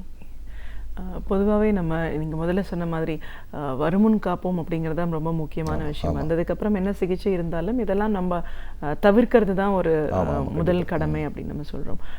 இந்த நிகழ்ச்சியில் நம்ம வயதானவர்கள் சார்ந்த எலும்பு சார்ந்த பிரச்சனைகள் நிறைய பேசுகிறோம் அப்படின்னும் போது 60ன்றது வயதானவர் தாண்டி 40லேருந்தே இப்போ அந்த பிரச்சனைகள் வரதுனால இதெல்லாம் வராமல் தடுக்கணும் அப்படின்னும் போதும் நம்ம என்ன மாதிரியான ஒரு லைஃப் ஸ்டைல் வாழ்க்கை முறையை கடைபிடிக்கணும்? நம்ம ஏற்கனவே இப்போ எல்லா ஒரு ஃபேஷன் மாதிரி ஆயிடுச்சு. எல்லாருமே எக்ஸசைஸ் பண்ணணும். அவங்க என்ன வேலை பார்த்தா நான் காலையிலேருந்து நைட் வரைக்கும் வேலை பார்த்து அதுக்கு எக்ஸசைஸ் பண்ணணும் கேட்பாங்க. ஆக்சுவலாக கண்டிப்பாக வாரத்தில் 5 நாள் 20 நிமிஷம் 30 வயசு 40 வயசுக்கு மேலே பார்த்தீங்கன்னா நல்ல எக்ஸசைஸ்னு பார்த்தீங்கன்னா வாக்கிங் தான். அவங்க வந்து ஒரு ஸ்போர்ட்ஸ் மாதிரி இதெல்லாம் அவாய்ட் பண்ணுறது நல்லது. ஏன்னா அவங்களுக்கு ஈஸியாக வந்து தேய்மானம் ஏற்கனவே இருக்கிறனால ஒரு ஜவ்வோ கீழே விழுற வாய்ப்பு அதிகம். அதனால் ஈஸியான சேஃபான எக்ஸசைஸ் என்னென்னு பார்த்தீங்கன்னா வாக்கிங், நடை பயிற்சி, சைக்கிள் ஓட்டுறது, நீச்சல் பயிற்சி, ஸ்விம்மிங் தான் இருக்கிறதுலே பெஸ்ட்டு. அவங்களுடைய போனையும் அவங்களுடைய மசில்ஸையும் நல்லபடியாக நல்ல மூமெண்ட்லேயும் வச்சுருக்கோம். நல்ல ஸ்ட்ரென்த்தும் கிடைக்கிறது வந்து ஸ்விம்மிங். வாரத்தில் 4 நாள் போனாங்கன்னா போதும், அவங்க they will become very energetic. So அவங்க வந்து மெயினாக நல்ல உடற்பயிற்சி வேணும். தடுப்பு முறைகளில் முக்கியமானது அதுதான், நல்ல உடற்பயிற்சி வேணும். 2வது வந்து நல்ல உணவு, ஏற்கனவே சொன்னது. 3வது வந்து அவங்க பார்க்குற வேலை, அவங்க இருக்கிற வீடு இல்லை சரௌண்டிங்ஸில் தானாக ஸ்லிப் ஆகாமல் இருக்கிற அளவுக்கு உள்ள சேஃப்டி மெஷர்ஸ். ரொம்ப பளபளன்னு இருக்கிற டைல்ஸ் இருக்கக்கூடாது, அதில் வலிக்கு விழுந்துருவாங்க. ஏதாவது தண்ணி கிண்ணி சிந்தினாலும் அதை உடனடியாக தொடச்சி சேவ் பண்ண. வயசானவங்க இருக்கிற வீட்டில் நம்ம 1க்கு 2 பக்கம் கேர்ஃபுல்லாக இருக்கணும். அவங்களுக்குரிய பாத்ரூமில் கொண்டு உட்காந்து போகிறதுக்கு வெஸ்டர்ன் டைப் டாய்லெட் வேணும். அவங்க உட்காந்து எந்திரிக்கிறதுக்குரிய பிடிப்பு வேணும். ஏன்னா அதில் தெரியாமல் நம்ம எந்திரிக்க நினச்சி விழுந்துருவாங்க. அவங்களுக்கு ஏற்கனவே இருக்கிற நோய்களை கரெக்டாக, அவங்களுக்கு ஃபார் எக்ஸாம்பிள் சர்க்கரை நோய் இருக்கா, அவங்கள வந்து ரெகுலராக செக்கப் பண்ணி மயக்கம் வராமல் கிருகிருப்பு வராமல். ஏன்னா அவங்களுடைய பாதங்கள்லாம் பார்த்திங்கன்னா நரம்பு திரட்சி வந்து மதமதன் இருக்கும். ஸோ அதுக்குரிய வைத்தியம் பார்த்திங்கன்னா அவங்க செல்ஃப் மசாஜ் பண்ணி ரத்த ஓட்டம் இன்க்ரீஸ் பண்ணி கால் நல்லா தரையில் படுற அளவுக்கு உணர்வு இருக்கணும். நிறைய பேர் மந்துன்னு இருக்குமாங்க, அவங்க கால் வந்து எனக்கு தரையில் பட்டுக்குன்னு தெரியல, செருப்பு இருந்தால் தானாக உருவி போயிடுது அந்த மாதிரி சொல்லுவாங்க. ஸோ அதுக்குரிய வைத்தியங்கள் நம்ம எல்லா வைத்தியம் பண்ணாலும் அதை வந்து கம்ப்ளீட்டாக குணப்படுத்த முடியாட்டாலும் ஓரளவுக்காவது அவங்களுக்கு அந்த வைத்தியம் பார்க்க வேண்டியிருக்கும். ஸோ அவங்களுக்கு ஒரு ஹார்ட் ப்ராப்ளம் இருக்குது, ப்ரெஷர் மாத்திரை சாப்பிட்றாங்க, அதெல்லாம் பார்த்தாங்கன்னா அந்த இதனால் வர கிருகிருப்புகள் இருக்கிற வாய்ப்பு இருக்குது. ஸோ கரெக்டான வைத்தியத்தை பார்த்து அவங்களுடைய மற்ற உடல்நல பாதிப்புகளையும் கண்ட்ரோலாக வச்சுருந்தா தான். அப்புறம் கண் பார்வை, அவங்களுக்கு பார்த்திங்கன்னா எல்லாருக்குமே வந்து கண் லேசாக இருக்குது, அவங்களுக்கு போய் எனக்கு அவங்க கண்டிப்பாக கண்ணாடி போட வேண்டியது முக்கியமான வந்து அவங்களுடைய டே டு டே சேஃப்டிக்கு கண்டிப்பாக அவங்களுடைய பார்வை குறை வந்து கிட்ட உள்ளது தெரியாது. ஸோ அவங்களுக்கு வந்து கண்டிப்பாக அவங்களுக்கு கண்ணாடி இருந்தால் கண்ணு தெரியலையா கண்ணு செக் பண்ணி அது பார்க்கணும். காது நல்லா கேட்குதான்னு செக் பண்ணணும். ஏன்னா ஒரு வெளியே இருந்து ஒரு சத்தம் கேட்குது, இவங்க நடக்கிறோடைய ஃபீட்பேக்னு சொல்லுவாங்க. சரௌண்டிங்ஸில் நமக்கு என்ன நடக்குங்கிறது நல்லா நமக்கு தெரிஞ்சால் தான் நம்ம அதுக்கு ரியாக்ட் பண்ணி சேஃபாக இருக்க முடியும். ஒரு கதை திறக்கிறோம், திறந்துதான் திறலன்னு தெரியாது. ஸோ அந்த மாதிரி காது கேட்கலையா, காதை வந்து விடணும். அப்புறம் பயிற்சிகள் இதுதான் அவங்க தடுக்க, அதாவது வர்றதுக்கு முன்னாடி தெரியும். ஏன்னா வந்ததுக்கப்புறம் ஒரு கீழே விழுந்து ஒரு ஃப்ராக்சர் ஆனால் அதுக்கப்புறம் பண கஷ்டம், மன கஷ்டம், சுற்றி இருக்கவங்களுக்கு கஷ்டம், அவங்களுக்கும் கஷ்டம். அந்த வேதனையில் அனுப்பிக்கிறத விட இது எல்லாம் நடக்கிறதுக்கு முன்னாடியே நம்ம அவங்க எங்கே போனால் அவங்களுடைய சிரமம் என்ன தெரிஞ்சு அது தக்கன சரௌண்டிங்ஸை நம்ம வந்து சேஃபாக வைக்கிறது மூலமாகவும், நல்ல உணவு கொடுக்குற மூலமாகவும், நல்ல பயிற்சி பண்ணுறது மூலமாகவும் நிறைய பிரச்சனைகளை வராமல் தடுக்க முடியும். கண்டிப்பாக சார். ஒரு மூட்டு மாற்று அறுவை சிகிச்சை நிபுணராக இன்றைக்கி மூட்டு சார்ந்த பிரச்சனைகள், அதுவும் குறிப்பாக முதியவர்கள் வயதானவர்களுக்கு அப்படின்னு வரும்போது எந்த காலகட்டத்திலேருந்து வருது, 40 வயதுலேருந்து தொடங்கி 80 வயது வரைக்கும் இருக்கிறவங்க என்ன மாதிரியான ஒரு பாதிப்புகளுக்கு உள்ளாவாங்க, அதை தடுக்கணும் அப்படின்னா என்ன மாதிரியான வழிமுறைகள் இருக்குது, அதையும் தாண்டி அவங்களுக்கு அது ஏற்பட்டுடுச்சு அப்படின்னும் போது இன்றைக்கி இருக்கிற மருத்துவ முறை மூலமாக நம்ம எந்த அளவுக்கு அதை குணப்படுத்த முடியும், எல்லாத்தையும் தாண்டி இதெல்லாம் வராமல் தடுக்கணும் அப்படின்னும் போது எப்படி ஒரு வாழ்க்கை முறை கடைபிடிக்கணும், இப்படி பல விஷயங்களை எங்களோட முழுமையாக பார்த்ததுக்கு நன்றி. இதுவரை நாம் அறிந்து கொள்ளாத அரிய தகவல்களை அழகிய தமிழில் தொகுத்து இனிமையாக வழங்க வந்திருக்கிறார் பேராசிரியர் சுபவீர பாண்டியன் அவர்கள். நிகழ்ச்சியில் அடுத்த பகுதியாக வரவிருப்பது ஒன்றை சொல் நன்றை சொல்.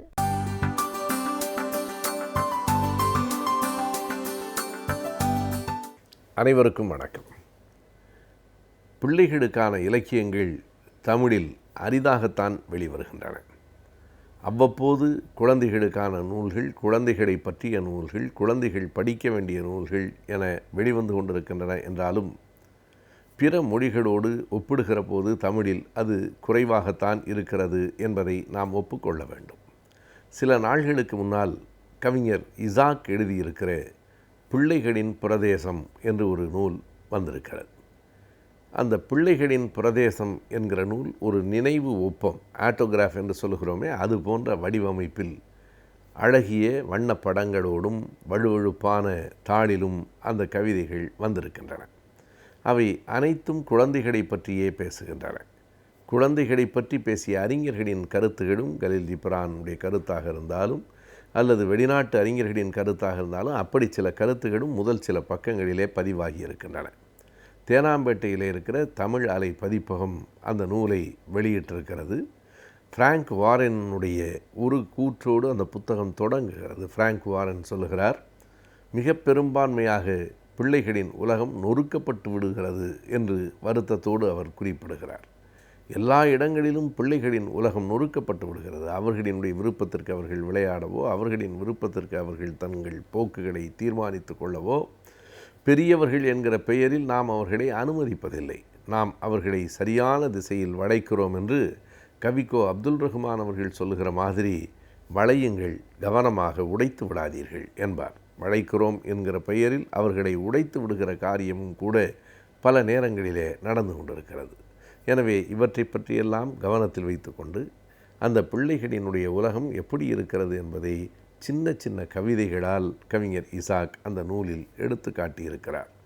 அவர் குறிப்பிடுகிற முதல் செய்தி, பிள்ளைகளை நீங்கள் அடக்காதீர்கள், கவனியுங்கள் என்பது. நாம் பெரும்பான்மையாக பிள்ளைகளின் மீது ஒரு அதிகாரத்தை செலுத்துவதைத்தான் விரும்புகிறோம். இந்த அதிகாரத்தின் மீது நமக்கு ஒரு பெரிய மோகம் இருக்கிறது. அந்த மோகம் எப்போதும் பிள்ளைகளுக்கு கிடையாது. நாற்காலிகளை கொடுத்து பாருங்கள், அவர்கள் நாற்காலிகளோடு விளையாடுவார்கள். நாற்காலிகளை தள்ளுவார்கள், உருட்டுவார்கள், எடுத்து கொண்டு போவார்கள், நாற்காலிகளை கலைத்து போடுவார்கள். நாற்காலியில் ஏறி அப்படியே உட்கார்ந்து கொள்ள வேண்டும் என்று குழந்தைகளுக்கு தோன்றுவதில்லை. நாற்காலி மோகம் வளர்ந்ததற்கு பிறகுதான் நமக்கு வந்து சேருகிறது. எனவே குழந்தைகள் நம்முடைய இது போன்ற செயல்களில் இருந்தெல்லாம் விடுபட்டு தங்களுக்கென்று ஒரு தனி உலகத்தில் வாழ்ந்து கொண்டிருக்கிறார்கள். அந்த உலகத்தை நாம் பறித்தெடுத்து விடுகிறோம். ஒரு முறை கவிஞர் ரவீந்திரநாத் டாகூர் மிக அழகாக சில வரிகளை சொன்னார். We rob the child of his earth to teach him geography, of language to teach him grammar என்று சொன்னார். இந்த இரண்டு வரிகளை திரும்ப திரும்ப படித்து பார்த்தால் நமக்கு பல உண்மைகள் புரிகின்றன. We rob the child of his earth to teach him geography. அவனுடைய உலகத்தை அவனிடமிருந்து பறித்துவிட்டு பிறகு உலகம் பற்றிய பாடப்புத்தகங்களை அவனுக்கு சொல்லிக் கொடுக்கிறோம் என்று சொன்னார். டு டீச் ஹிம் ஜியாகிரஃபி, புவியியலை சொல்லிக் கொடுப்பதற்காக அந்த பிள்ளைகளினுடைய பூமியை நாம் பறித்து விடுகிறோம். அந்த பிள்ளைகளுக்கு இலக்கணத்தை சொல்லிக் கொடுப்பதற்காக அவர்களின் மொழியை பறித்து விடுகிறோம் என்று ரவீந்திரநாத் டாகூர் சொன்னார். இது போன்ற செய்திகளெல்லாம் மிக எளிமையாக இந்த நூலில் இசாக் குறிப்பிட்டிருக்கிறார். பிள்ளைகளுக்கும் நமக்குமான ஒரு பெரிய வேறுபாட்டை, அது ஒரு மிகப்பெரிய தத்துவம் என்று கூட சொல்ல வேண்டும், அதனை அவர் போகிற போக்கில் குறிப்பிட்டிருக்கிறார். பிள்ளைகளுக்கு உயர்ந்தவை தாழ்ந்தவை என்று உலகத்தில் எதுவும் கிடையாது. பிடித்தவை உண்டு, பிடிக்காதவை உண்டு, அவ்வளவுதான். ஒரு பந்தை கொடுத்தால் பிடிக்கலாம், பிடிக்காமல் போகலாம். பிள்ளைகளுக்கு பிடித்தவை பிடிக்காதவை தான் உண்டே தவிர உயர்ந்தவை தாழ்ந்தவை கிடையாது. நமக்கு எல்லாவற்றிலும் உயர்வு தாழ்வு இருக்கிறது. ஒரு வேலை என்று எடுத்துக்கொண்டால் இந்த வேலை உயர்ந்தது, இந்த வேலை தாழ்ந்தது. பொருளில் இந்த பொருள் உயர்ந்தது, இந்த பொருள் தாழ்ந்தது. தங்கம் தான் உயர்ந்தது, அலுமினியம் தாழ்ந்தது. ஆனால் பிள்ளைகளுக்கு தங்கமும் ஒன்றுதான், அலுமினியமும் ஒன்றுதான். அவைகளுக்கு பிடித்தவை பிடிக்காதவை என்கிற வேறுபாடு உண்டே தவிர அவைகளுக்கு உயர்ந்தவை தாழ்ந்தவை என்கிற அந்த எண்ணம் இல்லை என்பதே மிக அழகான ஒரு செய்தி. அதை தாண்டி அவர் சொல்லுகிற போது, இப்படியெல்லாம் இருக்கிற பிள்ளைகள் எங்கே நம்மை தாண்டி வர வேண்டி இருக்கிறது பாருங்கள், அங்கேதான் கடினம் இருக்கிறது.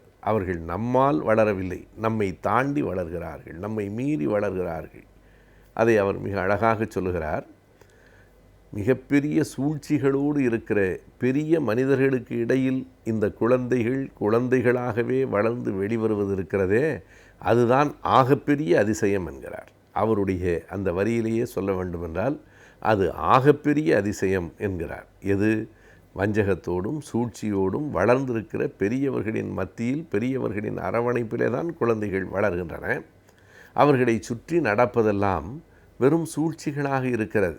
இரண்டு பெரியவர்கள் பேசிக்கொண்டால் அந்த ரகசியத்திற்குள் எவனையோ கவிழ்க்கிற ஒரு முயற்சி இருக்கிறது. ஆனால் நீங்கள் பிள்ளைகள் பேசிக்கொள்கிற ரகசியங்களை கூட கவனித்து பாருங்கள். பிள்ளைகளுக்கும் ரகசியம் உண்டு. அந்த ரகசியங்களில் கூட எவனையும் கீழே வீழ்த்தி விடுகிற நோக்கம் இருக்காது. அது ரகசியமாகவே நமக்கு தோன்றாது. ஆனால் மனிதர்கள், பெரியவர்கள், வளர்ந்தவர்கள் வைத்திருக்கிற செய்திகளெல்லாம், ரகசியங்களெல்லாம் சூழ்ச்சிகளாக இருக்கின்றன, சதிவலை பின்னல்களாக இருக்கின்றன. இப்படிப்பட்ட மனிதர்களுக்கு இடையில் இந்த குழந்தைகள் குழந்தைகளாகவே மீண்டு வெளியிலே வருவார்களா என்றால் அது ஒரு பெரிய செய்தி. அப்படி வந்தால் குழந்தைகள் குழந்தைகளாகவே மீண்டு வருவது இருக்கிறதே, அதுதான் ஆகப்பெரிய அதிசயம் என்று அவர் வியப்படைகிறார். அதுபோல ஆகப்பெரிய வன்முறை, மாபெரும் வன்முறை ஒன்று இருக்கிறது என்பதையும் அவர் குறிப்பிடுகிறார். பெரியவர்கள் தங்கள் விருப்பத்தை எல்லாம் பிள்ளைகளின் மீது திணித்து தங்களால் இயலாமல் போனதையெல்லாம் தங்கள் பிள்ளைகள் மூலமாக பெற்றுவிட வேண்டும் என்று கருதி அவர்களை தங்கள் போக்கில் வளைக்கிறார்களே, அதுதான் ஆகப்பெரிய வன்முறை, மாபெரும் வன்முறை என்று குறிப்பிடுகிறார். இன்றைக்கும் நாம் பார்க்கிறோம், பிள்ளைகளை படிக்கச் சொல்லுவது, பிள்ளைகளை மருத்துவராக வேண்டும், பெரிய பெரிய பொறியாளராக வேண்டும், பெரும் பணக்காரனாக வேண்டும் என்றெல்லாம் சொல்லுவது பிள்ளைகளினுடைய எதிர்காலத்தின் மீது நமக்கு இருக்கிற பற்றுதல் காரணமாக மட்டுமில்லை, நம்மிடமிருந்து நிறைவேறாமல் போன ஆசைகளை பிள்ளைகள் மீது திணிக்கிற பழக்கமும் நம்மிடத்திலே தொடர்ந்து இருக்கிறது.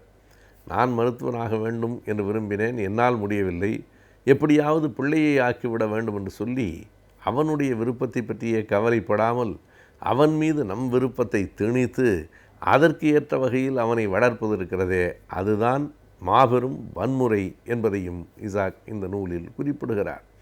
இப்படி பல்வேறு செய்திகள் சின்ன சின்னதாக ஆனால் சிந்திக்க வைப்பனவாக அந்த செய்திகள் அல்லது குறுங்கவிதைகள் அந்த நூலில் அமைந்திருக்கின்றன.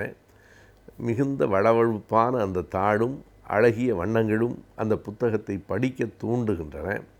இருந்தாலும் ஒரு சின்ன குறை நமக்குள் படவே செய்கிறது. அந்த உள்ளே இருக்கிற படங்களில் இருக்கிற குழந்தைகள் எந்த குழந்தையும் தமிழ்நாட்டு குழந்தையாக இல்லாமல் எல்லாம் வெளிநாட்டு குழந்தைகளின் முகங்களாகவே இருக்கின்றனவே என்கிற ஒரு ஏக்கம். அதுபோலவே பிள்ளைகளின் பிரதேசம் என்று அந்த தலைப்பிலேயே ஒரு வடமொழி சொல் கலந்திருக்கிறதே, அந்த பிரதேசத்திற்கு பதிலாக பிற சொல் ஏதேனும் ஒன்றை பயன்படுத்தி இருக்கக்கூடாதா என்கிற எண்ணமும் நமக்குள் இருக்கிறது. என்றாலும் ஒரு நல்ல நூலை இசாக் தந்திருக்கிறார். பிள்ளைகள் படிக்கிறார்களோ இல்லையோ, பிள்ளைகளை பற்றி அக்கறை உடைய ஒவ்வொருவரும் படிக்க வேண்டிய நூலாக அந்த நூல் இப்போதுதான் வெளிவந்திருக்கிறது. சுற்றுச்சூழல் என்பது நம்முடைய வாழ்வியலில் ஒரு அங்கமாக இருக்கிறது. இந்த சுற்றுச்சூழலை நாம் மாசுபடுத்தாமல் எப்படி பாதுகாக்க வேண்டும் என்பதை பற்றி நம்மிடையே பேச வந்திருக்கிறார் டாக்டர் வின்சென்ட் அவர்கள். நிகழ்ச்சியில் நிறைவு பகுதியாக வரவிருப்பது சுற்றுச்சூழல்.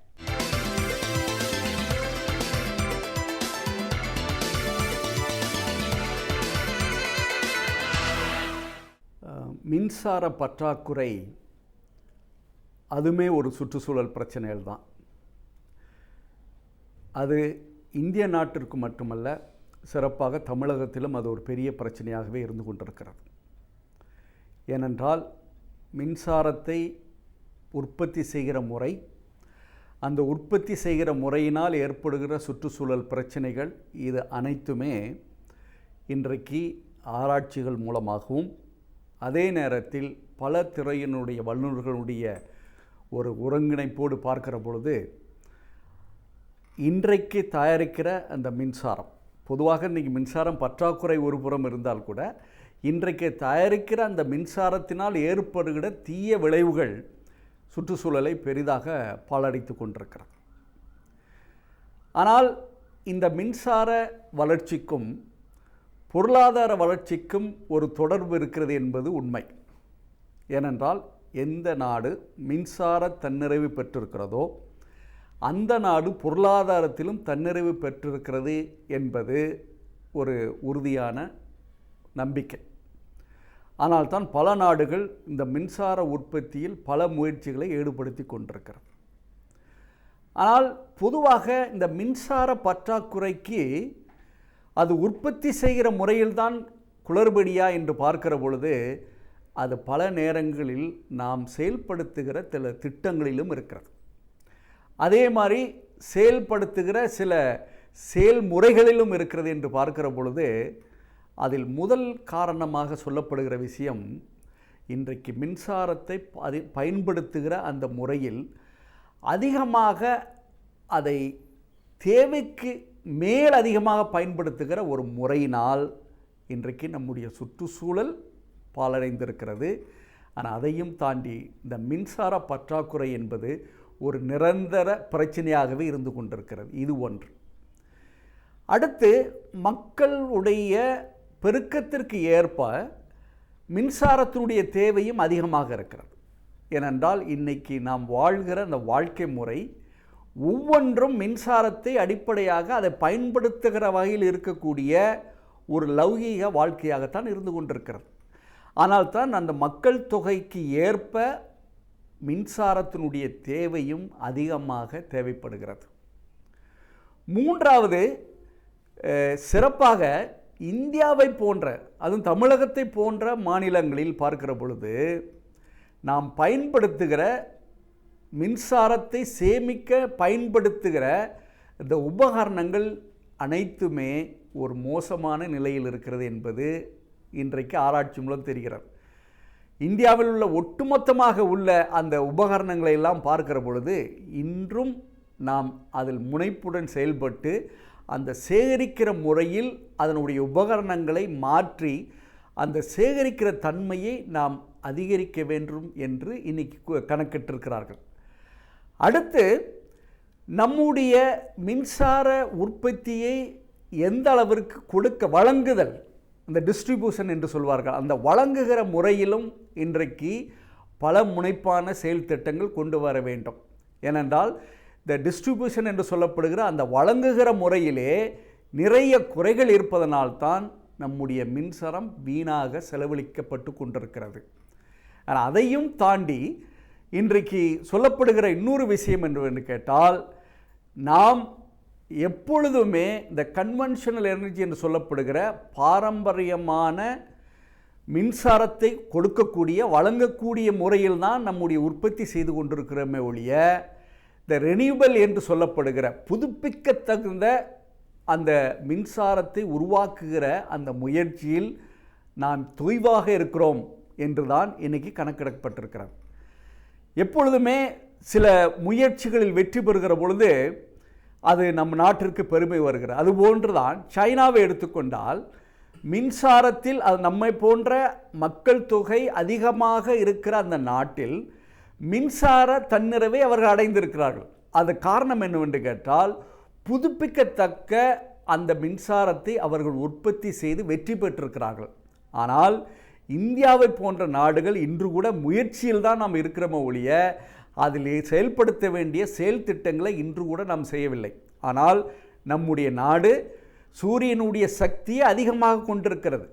அதை பயன்படுத்தி, அந்த வாய்ப்பை பயன்படுத்தி அந்த மின்சாரத்தை உற்பத்தி செய்வதற்குரிய முயற்சி செய்கிற பொழுது நமக்கு வேண்கிற தேவையான தன்னிறைவு பெற்றிருக்கிற மின்சாரம் நமக்கு கிடைக்க வாய்ப்பு இருக்கிறது. அதனால்தான் இன்றைக்கு ஒரு வித்தியாசமான அணுகுமுறை தேவைப்படுகிறது. நம்முடைய மின்சார தேவையை உற்பத்தி செய்து கொள்வதற்கு, தன்னிறைவு பெறுவதற்கு இந்த மாதிரி வழிமுறைகளை நாம் செய்ய வேண்டும். அடுத்து, இப்பொழுது நாம் பயன்படுத்துகிற வீடுகளிலும் சரி, தொழிற்சாலைகளிலும் சரி, இன்னும் தெருக்களிலும் இன்றும் பழைய வகையான உபகரணங்களையே பயன்படுத்துகிறோம். உதாரணமாக ஒரு காலத்தில் எடுத்துக்கொண்டால் தெரு விளக்குகள் சோடியத்திலேயோ அல்லது அம்மோனியா இல்லை மெர்க்குரி என்று சொல்லப்படுகிற அந்த விளக்குகள் தான் எரிந்து கொண்டிருக்கிறது. ஆனால் இப்பொழுது எல்இடி என்று சொல்லப்படுகிற புது வகையான அந்த தொழில்நுட்பத்தை உள்ளடக்கிய அந்த மாதிரி உபகரணங்களை பயன்படுத்துகிற பொழுது நமக்கு வெளிச்சமும் அதிகமாக கிடைக்கிறது. மின்சாரத்தை மிகவும் குறைத்த முறையில் அது எடுத்துக்கொள்கிற திறன் அதுக்கு இருப்பதனால் அந்த மின்சாரத்தை மற்ற காரியங்களுக்கு பயன்படுத்தக்கூடிய ஒரு சூழல் உருவாகி இருக்கிறது. உதாரணமாக ஒரு வீட்டில் எடுத்துக்கொண்டால் ஒரு 5 பல்புகள் இருக்கிறது. ஆனால் இன்றைக்குள்ள அந்த முறைகளில் அதை எரிகிற அந்த தன்மை பார்க்கிறது என்றால் அதிகமான மின்சாரத்தை செலவழிக்கக்கூடியதாகவே இருக்கிறது.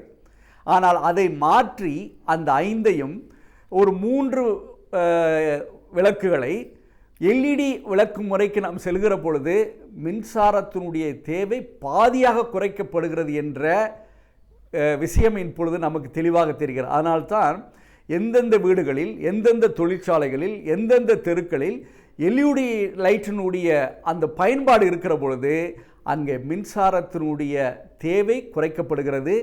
அதோடு அந்த வீடுகளில் அவர்கள் மாதம் அரசுக்கு செலவழிக்கிற அதை செலுத்துகிற அதுலேயுமே மிகவும் 50 விழுக்காடு குறைந்து இன்றைக்கி ஒரு பெரிய மாற்றத்தை தந்து கொண்டிருக்கிறது என்பதை பார்க்கிற பொழுது இன்றைக்கி பல தொழில்நுட்பங்கள் வர வர நாம் அத்தகைய தொழில்நுட்பங்களை உள்புகுத்துகிற பொழுது ஏற்கனவே நாம் செய்திருக்கிற அந்த உற்பத்தி செய்திருக்கிற அந்த மின்சாரத்தை சேமிக்கிற ஒரு பழக்கமும் வந்துவிடும், சேமிக்கிற அந்த முறையும் வந்துவிடும். அதோடு இந்த மாதிரி தொழில்நுட்பங்களை நாம் பயன்படுத்த வேண்டும்.